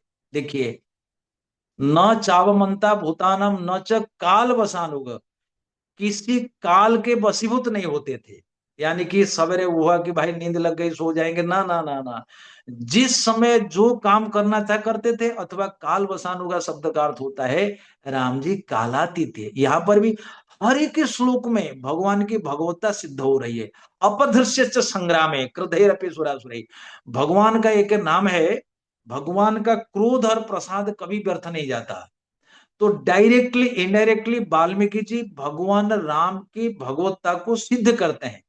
आगे चल के कहते हैं एवं श्रेष्ठ ही गुणे युक्त। आप निकालिए, नीचे नीचे चलिए, स्क्रॉल करिए। एवं, एवं शब्द दिखाइए नीचे। एवं, हाँ, एवं श्रेष्ठ गुणेरी युक्ता। हा हा हा। दशरथ ने जब देखा इतने श्रेष्ठ गुण प्रजानाम पार्थिवात्मज, तो उन्होंने सोचा कि राम जी को तो युवराज पद पर अभिषिक्त कर देना चाहिए। ये तो मैंने संक्षिप्त में वर्णन कर दिया।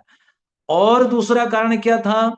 दूसरा कारण था, श्री दशरथ महाराज वृद्ध हो गए थे। एक बार राजसभा में गए थे, अब जब देखा कि कान के पास दो चार के सफेद हो गए, तो उन्होंने देखा श्रवण समीप भयसित केशा मनऊ जरठ पनु अस उपदेशा नृप जुबराजू राम कहूँ देव जीवन जन्म लाहु किन ले। दशरथ सोचते हैं कि बूढ़े हो गए, अब जीवन रहते रहते राम जी को युवराज पद पर क्यों नहीं बिठा दूं। बोले कैसे पता चला? बोले बुढ़ापा हमारे पास संदेशा भेजा है।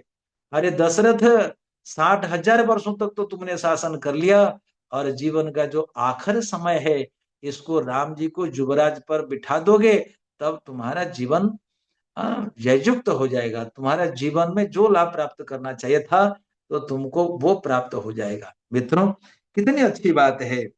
एक तो ये कारण, तीन कारण सुनो राम जी के युवराज। एक तो राम जी के गुण, दूसरा दशरथ जी का बुढ़ापा, और तीसरा कारण है दशरथ खुद कहते हैं राम हमको भविष्य के बारे में बहुत कुछ अपशकुन देखने को मिलता है। हमको नहीं लगता कि हम बहुत दिन जी पाएंगे। हमारे जीवन में बहुत सारा कुछ, नहीं नहीं इस अध्याय में नहीं, आप मत दिखाइए, वो आगे के अध्याय में है कि हमको बहुत कुछ अपशकुन देखने को मिलता है। और ये सब, ये ये आप दिखा सकते हैं यदि आप देखा चतुर्थ सर्ग के 17 नंबर श्लोक दिखाइए, यदि आप दिखा पाएंगे तो। चतुर्थ सर्ग, हाँ, चैप्टर 4, चैप्टर 4 के आप दिखाइएगा 17 नंबर श्लोक।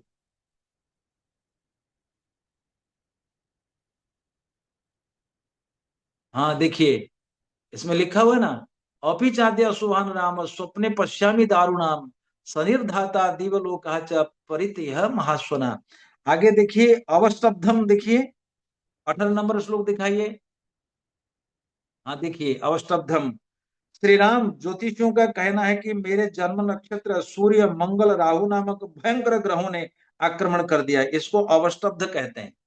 ये जो अवस्तब्ध है, इसका अर्थ होता है एक साथ जब सूर्य मंगल और राहु रहते हैं। वो देखिए इसमें अंग्रेजी में लिखा भी हुआ है, ओ Ram, astrologers are informing me that fearful planets like sun, Mars and Rahu are encroaching my birth star। तो जिस समय हम अपने वो ये सारे ग्रह, ऐसा नक्षत्र हमारे जन्म नक्षत्र को अटैक करेंगे, मृत्यु निश्चित है। ऐसे अशुभ लक्षण का प्रकट होने पर प्राय राजा घोर विपत्ति में पड़ जाता है या अंततः मृत्यु को प्राप्त होता है। आगे वाला दिखाइए, आगे वाला, इसके जस्ट आगे वाला देखिए ये, whenever such inauspicious signs are produced, the king generally will get either death or fearful accident। हाँ हाँ। तो मित्रों, कहने को तो बहुत है, लेकिन दशरथ महाराज क्यों राम को चाहते थे? हमने तीन कारण बताया वाल्मीकि रामायण के अनुसार। एक तो उनको पता चल गया कि हमारे जीवन का अंतिम समय आने वाला है, नंबर 1। नंबर 2, राम के गुण बहुत अच्छे थे और मेरे से दशरथ से भी बहुत अच्छे थे। और नंबर 3, उन्होंने कहा कि भाई वृद्ध हो गए और जीवन का जो लाभ है हम राम को राजपद पर बिठा देना चाहते हैं। तो इन तीन कारणों से सर तीनों आचार्य, नागेश भट्ट, गोविंद राजे, रामायण शिरोमणि के जो आचार्य और भी सारे आचार्यों ने ये तीन कारणों को दिया है कि राजा राम को क्यों युवराज पद पर बिठाना चाहते थे इतनी जल्दी। और इतना नहीं, यही चैत्र मास में बस आने वाला पुष्प, वो कहते हैं पुष्य नक्षत्र में, यानी कि राम तुम्हारे जन्मदिन में हम तुमको तुम्हारा बर्थडे गिफ्ट देना चाहते हैं, और वो है तुमको मैं राज युवराज युवराज पद पर हम अभिषिक्त करेंगे। आहा, पिता हो तो ऐसे गिफ्ट दे दे पुत्र को, भाई हम तुमको युवराज बना दे। ये बहुत ही इंटरेस्टिंग कथा है, रामायण कथा। तो मेरे ख्याल में समय अतिक्रांत है, 8:30, हाँ 8:45 तो हो गया। तो हम यही अपनी वाणी को विराम देते हैं। परम सुंदर जी को धन्यवाद देते हैं, उन्होंने हमको राम कथा कहने के लिए एक मौका दिया, और हम लोगों ने भगवान राम के बारे में जो भी थोड़े बहुत चर्चा करने का सौभाग्य मैंने प्राप्त किया, हमको बहुत अच्छा लगा। आप सबको बहुत बहुत बहुत बहुत धन्यवाद। हरे कृष्णा, जय श्री राम। तो राम जी के जीवन में जो है वो अगर हमारे जीवन में आ जाए ना, तो बहुत बढ़िया होगा। ना हम चैतन्य महाप्रभु तक पहुंच पाएंगे, ना हम कृष्ण लीला तक पहुंच पाएंगे।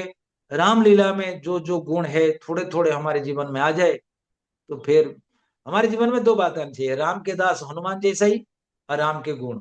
बस हनुमान जैसे पुरुषार्थ और राम जैसे विनय, मेरे ख्याल में हमारा भक्ति जीवन बहुत अच्छा होगा। अच्छा, बीना से कमल जी भी है, कपिल जी, बहुत हमारे बहुत सारे प्रेमी लोग हैं, बहुत अच्छी बात है। हरे कृष्णा। कोई प्रश्न उत्तर हो हरे तो कर सकते हैं, 10-15 मिनट का हरे टाइम कृष्णा। है। जी जी। तो बहुत ही सुंदर कथा प्रभु जी के द्वारा हुई। तो हरि कथा, हरि अनंत हरि कथा अनंत तो हमने सुना ही है। वैसे ही राम अनंत, राम कथा अनंत भी है। किंतु सिर्फ 2 सत्रों का ही ये आयोजन था, छोटा सा, जिसमें प्रभु जी ने बहुत ही सुंदर रूप से वाल्मीकि रामायण के अयोध्या कांड से सश्लोक श्लोकों पर आधारित करके हमें बहुत सुंदर व्याख्यान प्रदान किया। अभी जो भी भक्तों के प्रश्न हैं, आप अपने हैंड रेस कर सकते हैं और फिर प्रभु जी से आप प्रश्न पूछिए। राघवेंद्र प्रभु, आपसे प्रार्थना है सभी से, जो भी प्रश्न पूछ रहे हैं आप विषय से संबंधित प्रश्न ही पूछें। राघवेंद्र प्रभु। यस। हरे कृष्णा, दंडवत प्रणाम प्रभु जी। बहुत यस, हरे सुंदर, कृष्ण। बहुत सुंदर प्रभु जी कथा है। क्योंकि हम जो बाहर में सुनते हैं और जो वाल्मीकि रामायण में जैसे आप सुना रहे हैं उसमें बहुत अंतर है। जी। और जैसे भगवान राम का जो प्रकट का आपने जो कथा सुनाई है, ये तो हम लोग भी सुने थे कि जैसे राम नवमी है वैसे लक्ष्मण नवमी है, भरत नवमी है, ऐसे ही बोला जाता था।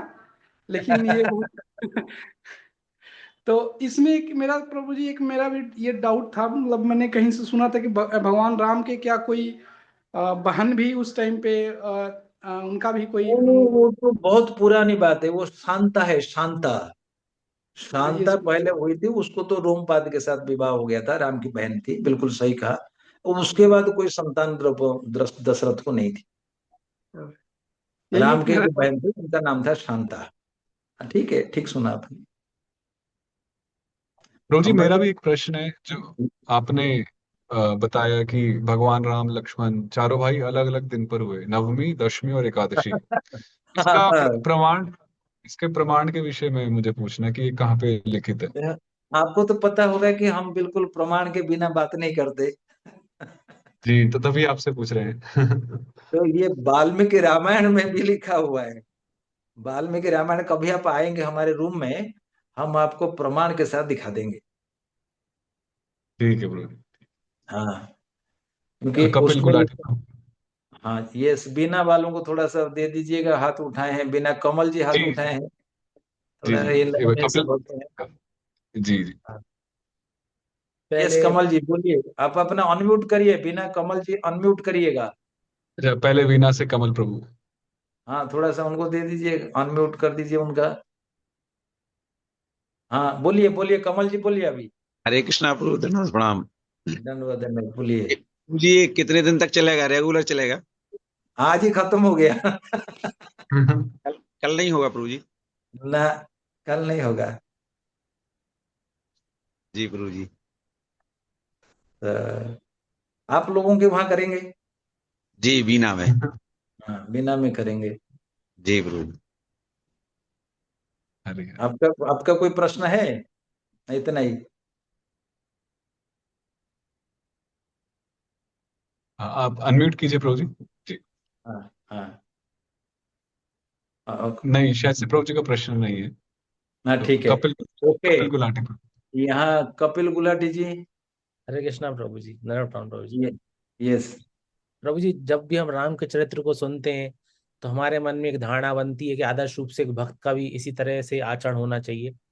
हाँ और लेकिन प्रभु जी, इस कठिन समय में जहाँ चारों तरफ इतनी हलचल है और इतना अविश्वास का भाव है, तो ऐसे में स्थिर प्रज्ञ खुद को कैसे बना के रखा जाए प्रभु?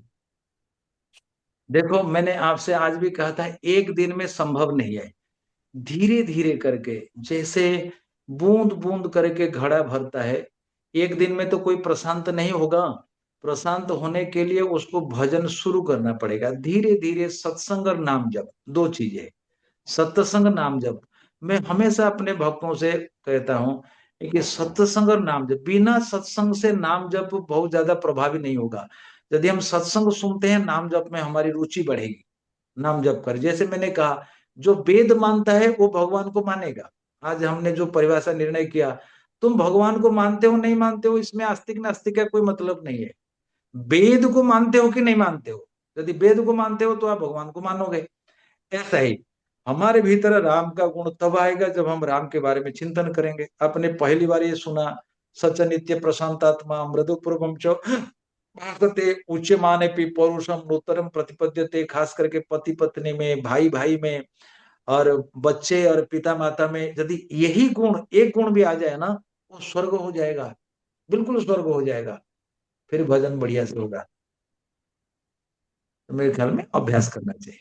ठीक है, आगे। ये जानकी जानकी माता है कि कल प्रश्न उठा था, जानकी माता, तो उनका अभी दे उन्होंने दीजिए। हैंड डाउन बेचारे कर लिया भगवान, उन्होंने। नहीं नहीं, भगवान की बेचारे पत्नी है। अभी अच्युत जानकी, गोविंद प्रभु जी, हाँ ठीक है। जिनको भी प्रश्न पूछना है वो आप हैंड रेज कर सकते हैं, सभी भक्त जो भी हाँ, पूछना चाहते हैं। चलिए। अच्युत गोविंद प्रभु, नोएडा से। नोएडा से अच्युत प्रभु, हाँ जी, अच्युत प्रभु, जी जी जी, हरे कृष्णा। हरे हरे कृष्णा प्रभु जी, दंडवत हरे प्रणाम। कृष्णा, दंडवत दंडवत, बोलिए।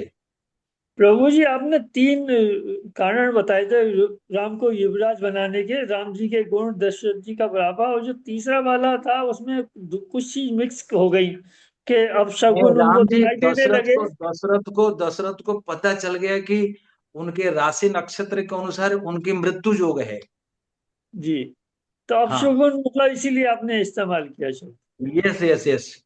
तो उनके मन में लगा कि भाई अपने जाने से पहले राम को युवराज पद पर अभिषेक क्यों ना कर दूं।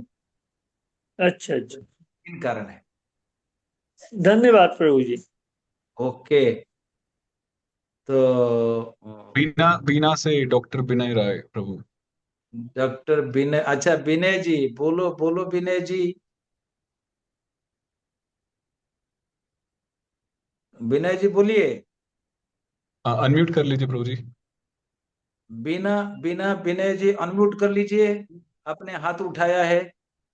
उनका वीडियो तो बंद है, छोड़िए, वो तो बात नहीं। तो उनका वीडियो भी बंद है। जी जी। ओके, तो और कोई। अन्य हाँ, हरे कृष्ण प्रभु जी। यस, प्रभु जी, दंडवत प्रणाम। ये धन्यवाद। पूछ रहे थे, जैसे आपने बताया कि राम जी के देख के सारे लोग इतने मोहित हो जाते थे कि वो हाँ, स्त्री को पुरुष, मतलब पुरुष को स्त्री होने की आभास होता था। तो मेरा ये प्रश्न था कि कृष्ण जी को देख के भी ऐसा ही होता था? कृष्ण जी को देख कर होता था कि नहीं होता था हम नहीं कह सकते, पर राम जी को देख करके होता था, वो लिखा हुआ है। मैंने कहा राम जी और द्रौपदी दोनों है। ये दुनिया में दो दो पर्सनालिटी ऐसे है कि राम और द्रौपदी। विजय राज ने लिखा है, जो लिखा हुआ है वही हम कहते हैं कि पांचाली को कोई भी लड़की देखती थी ना, तो उनको लगता था कि वो लड़की सोचती थी कि मैं पुरुष बन जाऊं और पांचाली स्त्री बने। तो वो स्त्री में पुरुष भाव आ जाना और पुरुष में स्त्री भाव आ जाना, क्योंकि राम जी का रूप बड़ा अट्रैक्टिव था। कृष्ण जी का भी था, क्योंकि कृष्ण जी का नहीं था तो इतने लोग कैसे, गोपियां कैसे मोहित हो जाती थी। लेकिन राम जी के लिए लिखा हुआ है, ऐसे ऐसे अट्रैक्टिव तो होता ही है। ऐसे भगवान का जो स्वरूप होता है, चंद्र कांता ननम, इसके आगे आएगा, चौथे अध्याय में आएगा। जब वो वहां के लोग वर्णन करेंगे ना, जो भिन्न भिन्न राज्यों से आए हैं, वो कहेंगे राम जी में इतना आकर्षण है, वो चंद्रकांता नंदन के साथ वर्णन करेंगे, उसी में गोविंद राज ने टीका लिखा है। तो कभी कभी ऐसा होता है, कृष्ण में होता है कि नहीं होता, पर राम जी में होता था जरूर।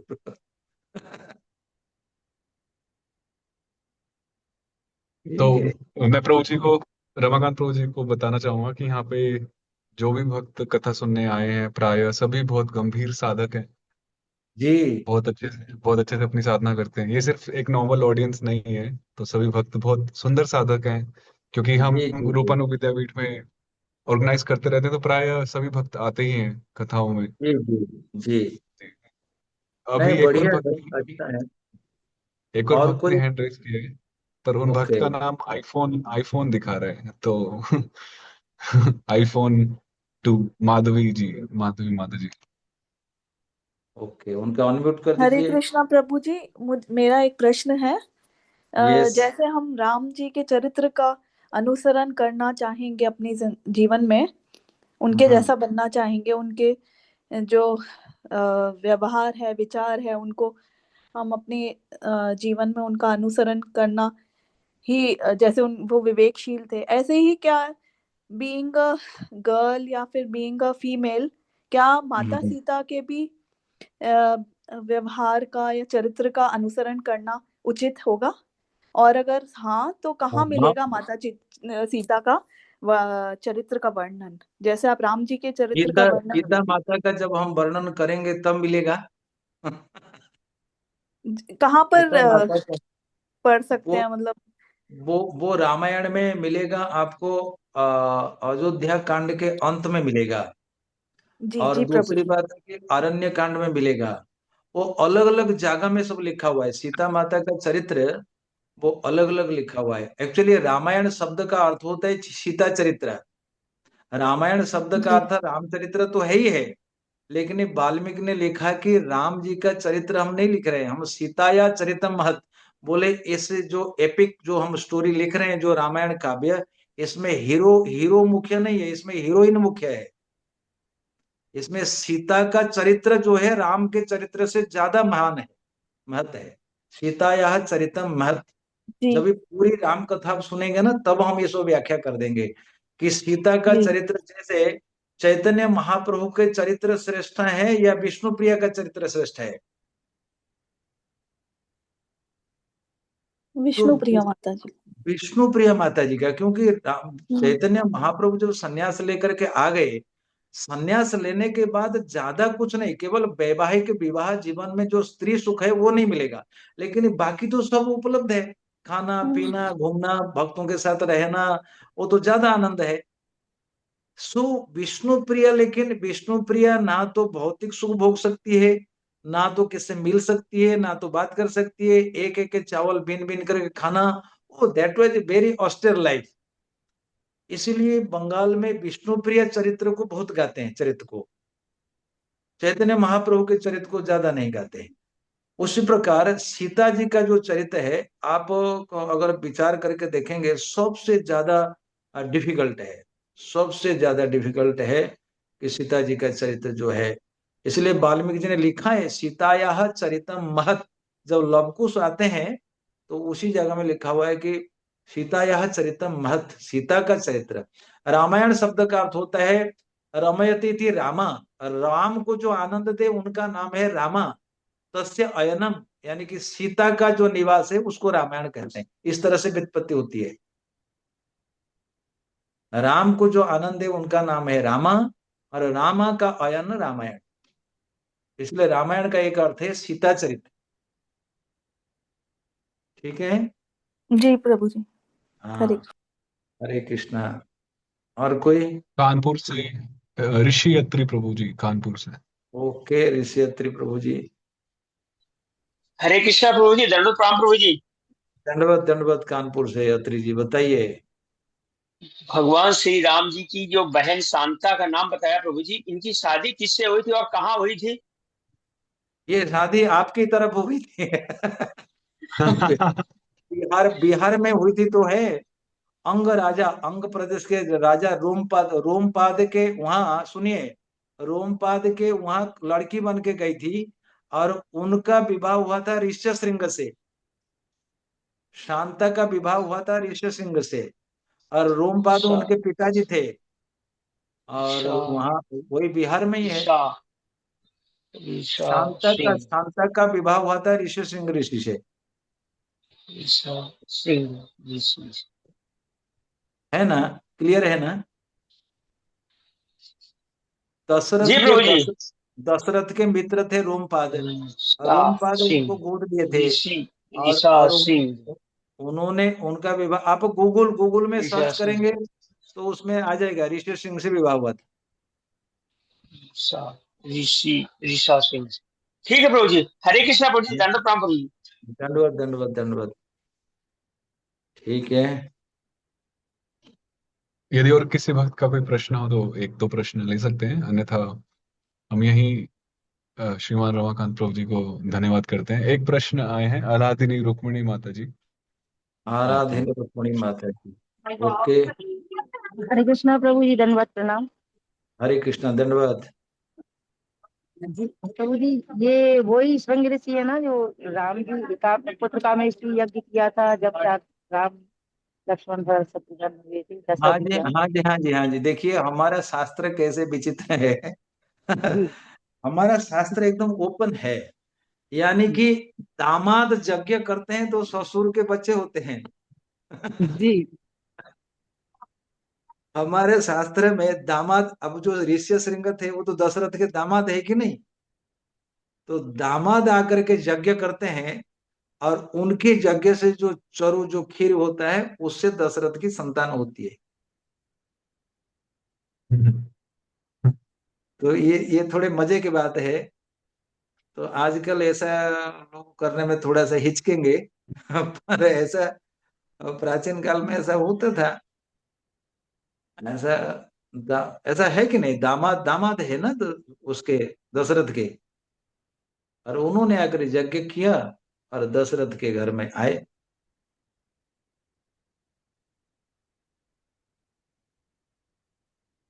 अच्छा, अल्लादीन रुक्मणी देवी जैसी बीना से ना, तो आप समझ गए ना? अच्छा, बीना से काफी लोग आ गए, अच्छा हुआ हमने दे दिया, ये लिंक भेज दिया। बहुत अच्छा। ये परम सुंदर जी, ये सब बीना के भक्त लोग हैं, बहुत अच्छे हैं, ये भी सीरियस है सब। कमल जी, हम जब भी जाते हैं कमल जी के घर स्वागत। में ही रुकते। हाँ, ये सब और भी मैं दे सकता था, ये जमुना नगर वगैरह ये सब दे सकता था, पर मैं देखा कि चलो कितने भक्त लोग आते हैं। और अच्छा है ये कि प्लेटफॉर्म अच्छा है, हमको तो आइडिया नहीं था। पर ये सुनने में तो ठीक है भाई, दूर दूर भक्तों के साथ इससे मुलाकात हो जाती है। लेकिन हाँ, भजन भजन में जो आनंद है इसमें नहीं आता। जब साथी बैठते हैं तब गाते हैं, जय जय सुर नायक, पद पंक्ति गा लेते हैं। पर इसमें ना हमको क्या अंधेपन जैसे लगता है, पास में कोई इंस्ट्रूमेंट नहीं है और गाने वाला कोई नहीं है। तो हम लोग थोड़े रसिक ग्रुप के होते हैं, थोड़ा सा गाना बजाना होने से अच्छा लगता है। अच्छा लगेगा। कपिल गुलाटी प्रभु का शायद से प्रश्न है। कपिल गुलाटी जी, बोलिए कपिल जी। प्रभु जी, जैसे आज राम जी के ऊपर चर्चा हुई, तो एक जो जीव होता है वो अपने इष्ट का चुनाव स्वयं करता है कि इष्ट उनका चुनाव करते हैं? और राम की भक्ति और कृष्ण की भक्ति में प्रभु जी मूल अंतर क्या है प्रभु जी? नहीं नहीं, कोई कोई अंतर नहीं है। भाई कोई कोई राम जी से प्रेम करे तो राम का भजन करे, कोई कृष्ण का। लीला में अंतर है। राम जी, मैंने कहा ना, मर्यादा होना, चाहे कोई भी भक्ति, चाहे राम की भक्ति, चाहे कृष्ण की भक्ति, चाहे चैतन्य की भक्ति, आप देखेंगे सब में मर्यादा है। और राम की भक्ति जो है वो प्राइम है, वो नीम है। अगर हमारे में मर्यादा नहीं है, हम किसी भक्ति के अधिकारी नहीं है, किसी भक्ति के पात्र नहीं है। हमारे में मर्यादा, आप देखिए ना, राम जी की ये जो क्वालिटी मैंने कहा, ये सर्व सामान्य में होना चाहिए, और ये भगवानी क्वालिटी। मान लीजिए हमारे लिए, अब मनुष्य में क्या है, पूरे विपरीत क्वालिटी है। राम जी का कोई एक उपकार किया तो राम मान लेते हैं, यदि 50 अपकार किया तो राम नहीं मानते। लेकिन मनुष्य में ठीक इसका उल्टा है। क्या उल्टा है? आप 50 उपकार कर लो, और एक अपकार अगर कर लिया ना, वो व्यक्ति उसी को गांठ बांध लेगा। वो आपके 50 उपकार को भुला देगा, वही होगा, है कि नहीं। मान लीजिए स्त्री 10 वर्ष तक ठीक टाइम में पराठे बना करके दिया, ठीक है भाई तुमको 9 बजे ऑफिस जाना है, तुम पराठे खा के जाओ। एक दिन अगर नहीं देगी ना, पति उसको कहेगा अरे तुमने तो ठीक टाइम में नहीं देती हो, ठीक टाइम में नहीं देती हो। केवल पति की बात नहीं, ये सब जगह यही नियम है। मनुष्य सबसे मनुष्य एक प्राणी है केवल भगवान के भजन के अतिरिक्त, उनमें सारे अवगुण है। और भगवान अखिल अखिल गुणगण निलय, अखिल गुण यानी कि सारे गुणों के निलय है। अच्छा, फिर अच्युत गोविंद प्रभु हाथ उठाए, अच्युत गोविंद दास नोएडा से। ओके, अच्युत गोविंद प्रभु। हरे कृष्णा प्रभु जी, एक छोटा सा मेरा प्रश्न आ गया इसी में बात करते करते। अभी एक हाँ और हमने कथा सुनी थी इसी के बारे में, शंग ऋषि के बारे में, कि उन्होंने हाँ दशरथ के यहाँ किस तरह से यज्ञ किया। तो जी, उनको उस समय दिखाया गया है कि वो विभंडक ऋषि के पुत्र हैं, हाँ विभंडक ऋषि विभांडक के, के। हाँ हाँ जी, विभांडक के पुत्र थे।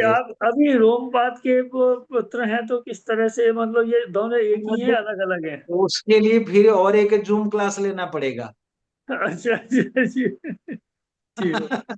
वो विभांडक के पुत्र को रोमपाद कैसे लेके आए, रोमपाद के दामाद बने, शांता से कैसे विवाह हुआ, वो एक लंबी कहानी है। जी जी जी विभांडक उसके जन्मित पिता है, जी रोमपाद के दामाद है, जी रोमपाद के मित्र हुए दशरथ इसलिए उनके दामाद है। जी। हाँ। अच्छा, और एक किसने हाथ उठाया, कृष्ण बंधु शिवानी। अच्छा, शिवानी ने हाथ उठाया, शिवानी। हरे ये कृष्णा तो जी, दंडवत प्रणाम प्रभु ये जी। शिवानी तो, हाँ हाँ बोलिए। प्रभु जी, मुझे ये पूछना था कि आपने शुरू में जो बताया था कि रावण को किसने श्राप दिया था जिनकी वजह से वो किसी स्त्री को छू नहीं सकते थे? मैंने कहा दो तीन श्राप है। एक तो नलकुबर मणिग्रीव ने दे दिया था, और ब्रह्मा जी ने भी दिया था, और एक गंधर्व ने भी दिया था। दो चार केस है। जैसे मैंने आज बताया राम जी युवराज पद पर बैठेंगे, उसके लिए 2-3 कारण बताया। ऐसे ही उनके लिए 2-3 कारण था, उनको श्राप लग गया। आपको विचार करना चाहिए कि जो अधर्म करेगा ना, तो सबकी बददुआएं लग जाती है। ये वाल्मीकि रामायण का एक केस है कि रावण भले ही बहुत कुछ तपस्वी था, लेकिन बददुआएं बहुत लगी उसके ऊपर। क्योंकि भाई दूसरे का धन हड़प लेना, दूसरे की पत्नी को छीन लेना, ये तो ठीक नहीं है। ये श्राप लग गया था उसको। ठीक है। जी प्रभु ओके। जी, प्रभु जी। ओके, मंजरी मंजरी विद्यावती देवी दासी। यस, उनका अनम्यूट कर दीजिए। हरे कृष्णा मंजरी। प्रभु जी।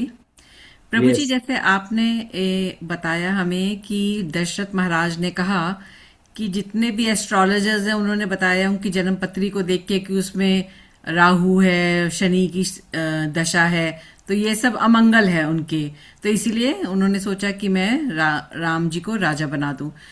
तो प्रभु जी, हम लोग जैसे पढ़ते हैं, ये कहते हैं कि जब आप भगवान के भक्त हो गए तो ये राहु केतु आपका क्या ही बिगाड़ेंगे, क्योंकि ये तो स्वयं भगवान के ही अधीन है। तो फिर दशरथ महाराज के तो पुत्र ही भगवान है, तो ये कैसे समझे इन दोनों चीजों को? नहीं नहीं, आज आप समझ जाएंगे। देखो इसका क्लियर आंसर क्या है। राहु केतु आपके कर्म के अनुसार फल देंगे।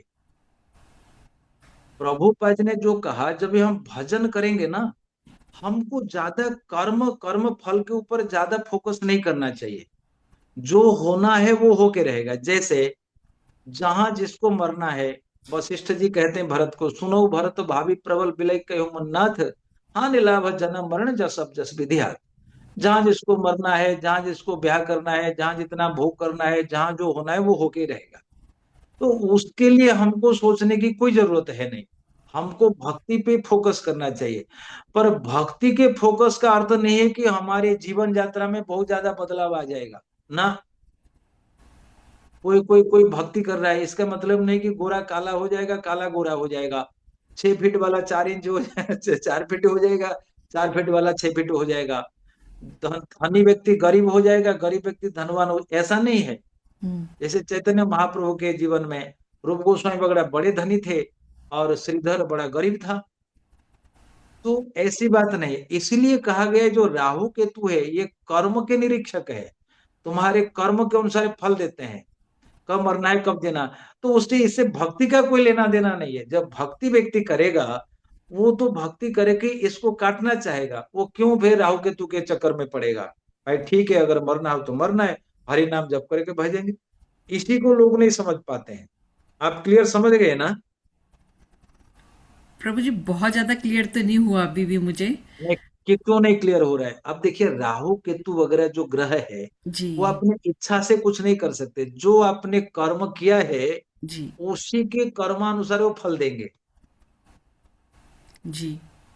उदाहरण के रूप में दशरथ महाराज ने जीवन में गलती करी थी। क्या गलती करी थी? क्या उन्होंने गलती करी थी बताइए? दो पक्षियों को मार दिया था। नहीं, दो पक्षियों को उन्होंने नहीं मारा था। वो दूसरी बात है। दशरथ महाराज ने श्रवण कुमार को मार दिया था, अच्छा ओके जी प्रभु जी। है ना, शब्द भेदी बाण से। और उनके पिता माता ने इनको श्राप दे दिया था कि जैसे पुत्र के बिना हम मर रहे हैं ऐसे तुमको मरना पड़ेगा। जी ठीक है ना? ठीक है। तो राम इनके पुत्र होते हुए भी ये कर्म को नहीं टाले। क्यों नहीं टाले? क्योंकि प्रत्येक कर्म का एक रिएक्शन होता है, उसको भोगना पड़ेगा, उसको भोगना ही पड़ेगा। इसलिए भगवान ने कहा ना कि सुखे दुखे समकृत्वा। हम भक्ति जो करते हैं हमारी चेतना को शुद्ध करने के लिए, हमारे भौतिक स्थिति को सुधारने के लिए नहीं कर रहे। भौतिक स्थिति सुधरेगी नहीं। भौतिक स्थिति, जैसे कोई गरीब है ऐसा नहीं कहेगा कि वो धनवान हो जाएगा भक्ति करने से, ऐसा नहीं होगा। जैसे कई कई विद्यार्थी पढ़ते हैं तो जरूरी नहीं है कि कोई विद्यार्थी भक्ति करेगा तो तुरंत उसका दिमाग बहुत बढ़िया वो हो जाएगा, ऐसा नहीं है। उसके पूर्व कर्म के अनुसार राहु केतु ये जो सब डिपार्टमेंटल हेड है वो उनके लिए मृत्यु अमंगल ये सब देते हैं। जैसे शनि है, अब जीवन में जिसने अमंगल नहीं किया शनि उसका क्या बिगाड़ेगा? लेकिन अमंगल जब किया ना, वो शनि जो दशा है वो सारा अमंगल को इकट्ठा करके उसको फल देने आ जाएगा। इसलिए लोग शनि से डरते हैं। आप मेरी बात समझ रहे हैं? जी इसलिए प्रभुपाद ने कहा कि ये जो ज्योतिषियों के पास जाने की क्या जरूरत है, तुमने जो कर्म किया है उसको भोगोगे और भजन कर लो। यदि उसमें से कुछ मात्रा कट गया कट गया, नहीं तो भोग करते हुए तुम्हारी चेतना अप्रभावित रह जाएगी। ये है, हमारी चेतना की शुद्धि हो जाएगी, वो अप्रभावित रहेगा। जैसे जयदेव गोस्वामी का हाथ कट गया तो हाथ कटने के बाद भी वो अप्रभावित रह गए। श्रीवास पंडित का बेटा मर गया, बेटा मरने के बाद भी श्रीवास पंडित अप्रभावित रहे। बोले नहीं, संकीर्तन रुकना नहीं चाहिए। आपको ये कथा मालूम है कि नहीं माता जी? जी प्रभु जी। हाँ, तो ऐसा नहीं कि श्रीवास पंडित भक्ति कर रहे हैं मतलब उनका बेटा नहीं मरेगा। उसका बेटा तो मरा कि नहीं मरा? मेरा था। हाँ, तो इसको क्लियर कट समझिएगा कि अपने कर्म जाल जो है हमने बुन रखा है उसको तो भोगना पड़ेगा। लेकिन भक्ति करने से ये कर्म जाल जल्दी जल्दी कटेंगे और अनंत पीछे जो कर्म जाल है वो भस्म हो जाएंगे और हमारी मुक्ति की राह खुल जाएगी। ये विशेष बात है। नहीं तो इस बात को जो समझ जाता है वो भगवान से सुख दुख भोगने के लिए इसके लिए कामना नहीं करता। वो कहता है तत्तेनुकंपा सुमिख्यमाण भुंजानेवात्म कृतम विपाकम। यही तो भगवान कहते हैं, भक्त कहता है प्रभु हमारे जीवन में जो दुख आना दे दो, हमारा संसार डूब जाए, हमारा ये हो जाए वो हो जाए, लेकिन आपकी भक्ति रहे। कुंती तो उल्टा कहती है कि यदुवंश और जो मेरे पांडुवंश इनके प्रति जो स्नेह संबंध है इसको कृष्ण तुम काट दो। यही तो कृष्ण का, यही तो कुंती कहती है। जी इसलिए मैं कहता हूं कि बार बार सत्संग सुनना चाहिए। सत्संग सुनने का लाभ होता है मन में जो भ्रम है, एक ऑथराइज्ड व्यक्ति से, एक प्रामाणिक पहुंचे हुए व्यक्ति से जब आप सत्संग सुनते हैं तो उससे लाभ होता है, फिर मन भक्ति में लग जाता है।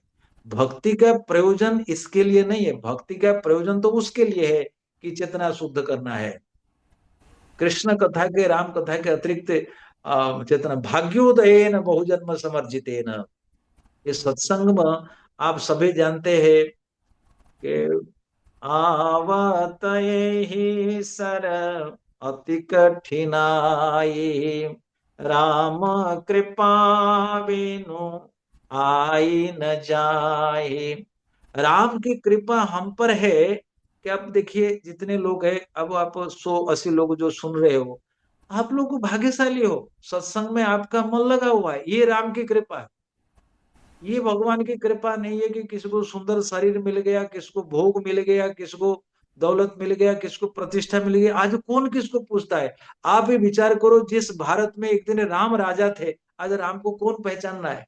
राम मंदिर बनाने के लिए 500 साल बीत गए। आज कौन दशरथ को पहचान रहा है? आज कौन मांधाता को पहचान रहा है? आज कौन पृथ्वीराज चौहान को पहचान रहा है? कोई नहीं पहचान रहा है किसी को। इसीलिए ये कृपा नहीं है, कृपा यही है हमारा मन भगवान में लगा रहे, यही राम की कृपा है। क्लियर समझ रहे हैं आप? जी प्रभु जी, जी प्रभु जी, हाँ, थैंक यू प्रभु जी। हरे कृष्ण। हमारा पूरा पूरा प्रयास रहता है ऐसा, हम ये मतलब अतिशयोक्ति नहीं है। हम चाहते हैं कि और यदि हमसे कोई प्रश्न किया है उसको और कि दूसरे से पूछने की जरूरत नहीं पड़ेगी। वो उसके हम चाहते हैं कि उसका पूरे शास्त्रीय समाधान करने के लिए तो प्रभु जी, जो अच्छा मुझे रहे। ये समझ में आया, आपने कहा कि भक्ति करने से ऐसा नहीं कि हमारे प्रारब्ध कट जाएंगे, हमारे जीवन में पिछले कर्मों का प्रारब्ध तो आएगा, लेकिन हमारी चेतना शुद्ध हो जाएगी, हम उससे प्रभावित नहीं होंगे जब वो हमारे जीवन में यस आएगा। Yes yes yes. अच्छा, एक बात आपने गलत कह दी, जो हाँ, प्रारब्ध नहीं कटेंगे। प्रारब्ध उसको कहते हैं जो जो शरीर जिससे बना हुआ है वो नहीं कटेगा, लेकिन हमारे पीछे जो संचित कर्म है, जो आगे प्रारब्ध बनने वाला था, वो कट जाएगा, ओके। जिससे अभी शरीर बना नहीं है। मेरी बात समझ रहे हैं? हाँ जी, हाँ जी। जैसे आपके घर में एक बोरा धान है, राइट? आपने उस एक बोरे धान से आपने 10 किलो निकाला, उसको लेके अपने खेत में बो दिया, ठीक है ना? उससे धान उगा, आपका फसल हो गई। फिर आपने दूसरी ईयर के लिए रखा। भगवान ये क्या करेंगे, जो बीज डाला है वो तो बीज डाला, वो तो हो जाएगा। ये जो बीज आपका रहा है बोरे में और 50 किलो, उसमें आग लगा देंगे। फिर आपके घर में बीज नहीं रहेगा। इसी को भगवान कहते हैं भर्जिता क्वथिता धाना न बीजा इष्यते। आपके घर में भागवत होगी, भागवत है ना? हाँ जी। आप 10वें स्कंद अध्याय अध्याय 22, 22 अध्याय 22, हाँ अध्याय 22, जहां पर वो चीर हरण लीला है, चीर हरण लीला के अंतिम देखिएगा, ये श्लोक लिखा होगा, भर्जिता क्वथिता धाना न विजय इष्यते मई भक्ति हे गोपियों, मेरी भक्ति पुनर्जन्म के लिए कारण नहीं होती। और जैसे धान को भून करके अथवा उबाल करके डालने डालने से उसमें फसल नहीं उगती, इसी प्रकार मेरे लिए जो जीवात्मा आ जाती है, फिर उनका सारा बीज नष्ट हो जाता है, वो संसार के जन्म मरण चक्कर में नहीं जाता। क्लियर, आप भागवत में देख सकते हैं। ठीक है प्रभु जी। ठीक है, जी प्रभु जी। मेरे ख्याल में यही रखते हैं, टाइम बहुत हो गया। जी जी। अब प्रभु जी का महामंत्र करके हम सब धन्यवाद व्यक्त हरे करेंगे। हरे कृष्णा कृष्णा हरे हरे कृष्णा कृष्णा कृष्णा कृष्णा कृष्णा हरे हरे हरे हरे हरे, राम राम हरे राम। राम हरे हरे। आप सबको बहुत बहुत धन्यवाद। यदि हमसे कोई गलती हो गई तो हमको क्षमा कर दीजिए। वांछा कल्पतरुभ्यश्च कृपा सिंधुभ्येव च पतितानां पावनेभ्यो वैष्णवेभ्यो नमो नमः। 2 घंटा आपको बिठाया, आपको बहुत कष्ट दिया। हरे कृष्ण। हरे ठीक कृष्ण। है, ठीक है, ठीक है। परम सुंदर जी, आपको धन्यवाद। जितने हमारे हरे श्रोता भक्त बंधु है, माता जी लोग है, बहन है, बच्चे हैं, सबको जय श्री राम, जय श्री राम। सब बोलो जय श्री राम, जय श्री राम। जय श्री राम। तो आपके घर में हमेशा जय श्री राम होता रहे, हनुमान जी का भाव बना रहे, बहुत अच्छा रहेगा। ठीक है? जी अरे धन्यवाद प्रभु जी समय निकालने के लिए। हरे हाँ, कृष्ण। ठीक, ओके। हरे कृष्ण।